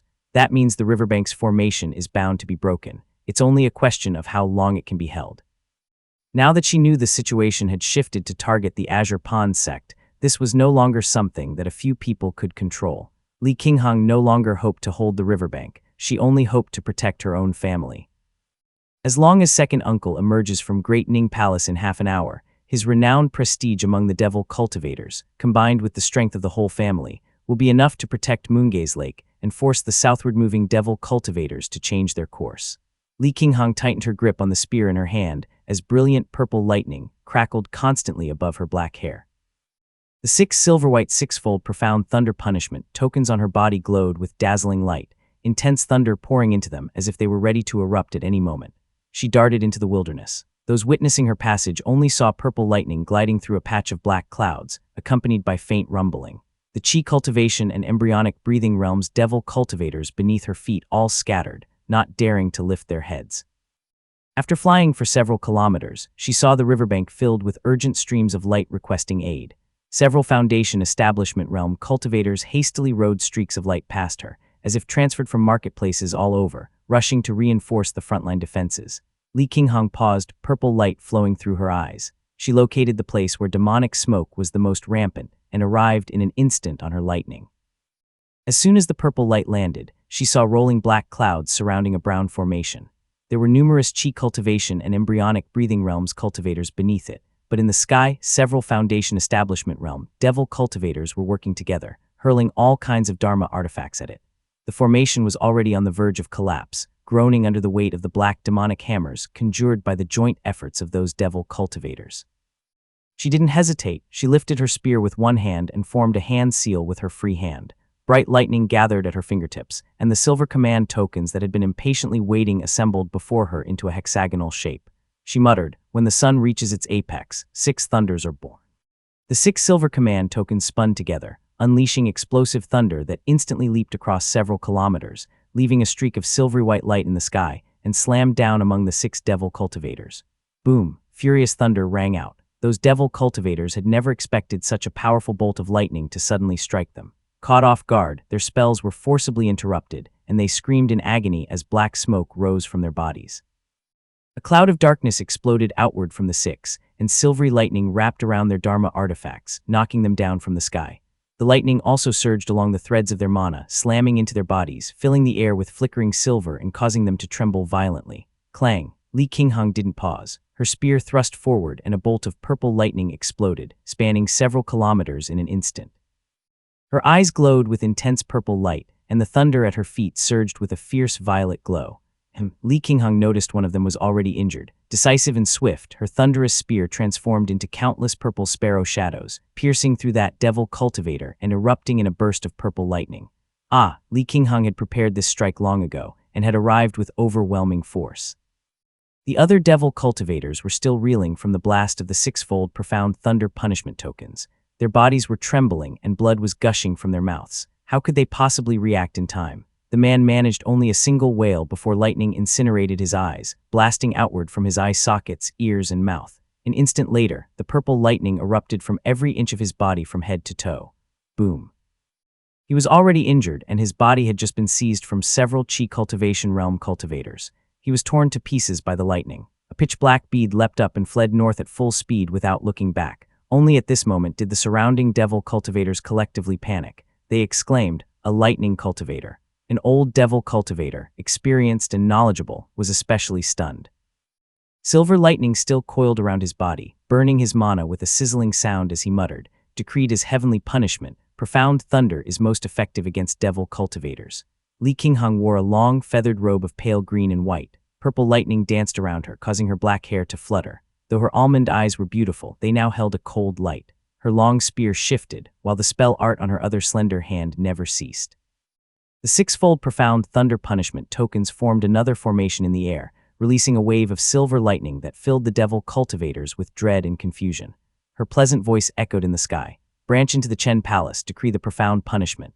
Boom! The fleeing black bead had barely flown a kilometer before a silver bolt of lightning slammed down on it with a deafening boom. A heart-wrenching scream rang out. That person had likely been reduced to ashes. She hadn't even glanced to the north. The purple lightning on her spear shifted direction, but before she could even speak, the remaining 5 devil cultivators leaped in terror. Every single one activated their escape light and fled north. Boom! The fleeing figures vanished into the clouds to the north, and only then did the deep rumble of thunder ring out. Li Qinghong let her spear fall and turned to face a young man emerging from the formation. The youth emerging from the formation wore a brown robe. He looked somewhat familiar and was possibly from the Lingu family. When he arrived in front of her, only to find the devil cultivators had already fled in defeat, he could only stand in amazement and mutter, "Senior." Li Qinghong had just annihilated one of the devil cultivators in a blinding, thunderous assault right in front of the other 5. Still, her internal mana was slightly unsettled. She paused briefly to adjust it, dispersed the seal in her hand, and the 6-fold profound thunder punishment tokens flew back to her body. "If you can't hold out, request reinforcements again." Li Qinghong responded crisply, not bothering to pursue the fleeing devil cultivators. Instead, she summoned her lightning once more, flying like a shooting star toward the next crossing, leaving the people in the formation staring in stunned, complicated silence. Was that the Li family's thunder cultivator, Li Qinghong? The youth slowly let out a sigh of relief. Several cultivators flew out together, seeing the look of relief on each other's faces. Though the demonic smoke ahead slowly began to gather again, it was much better than before.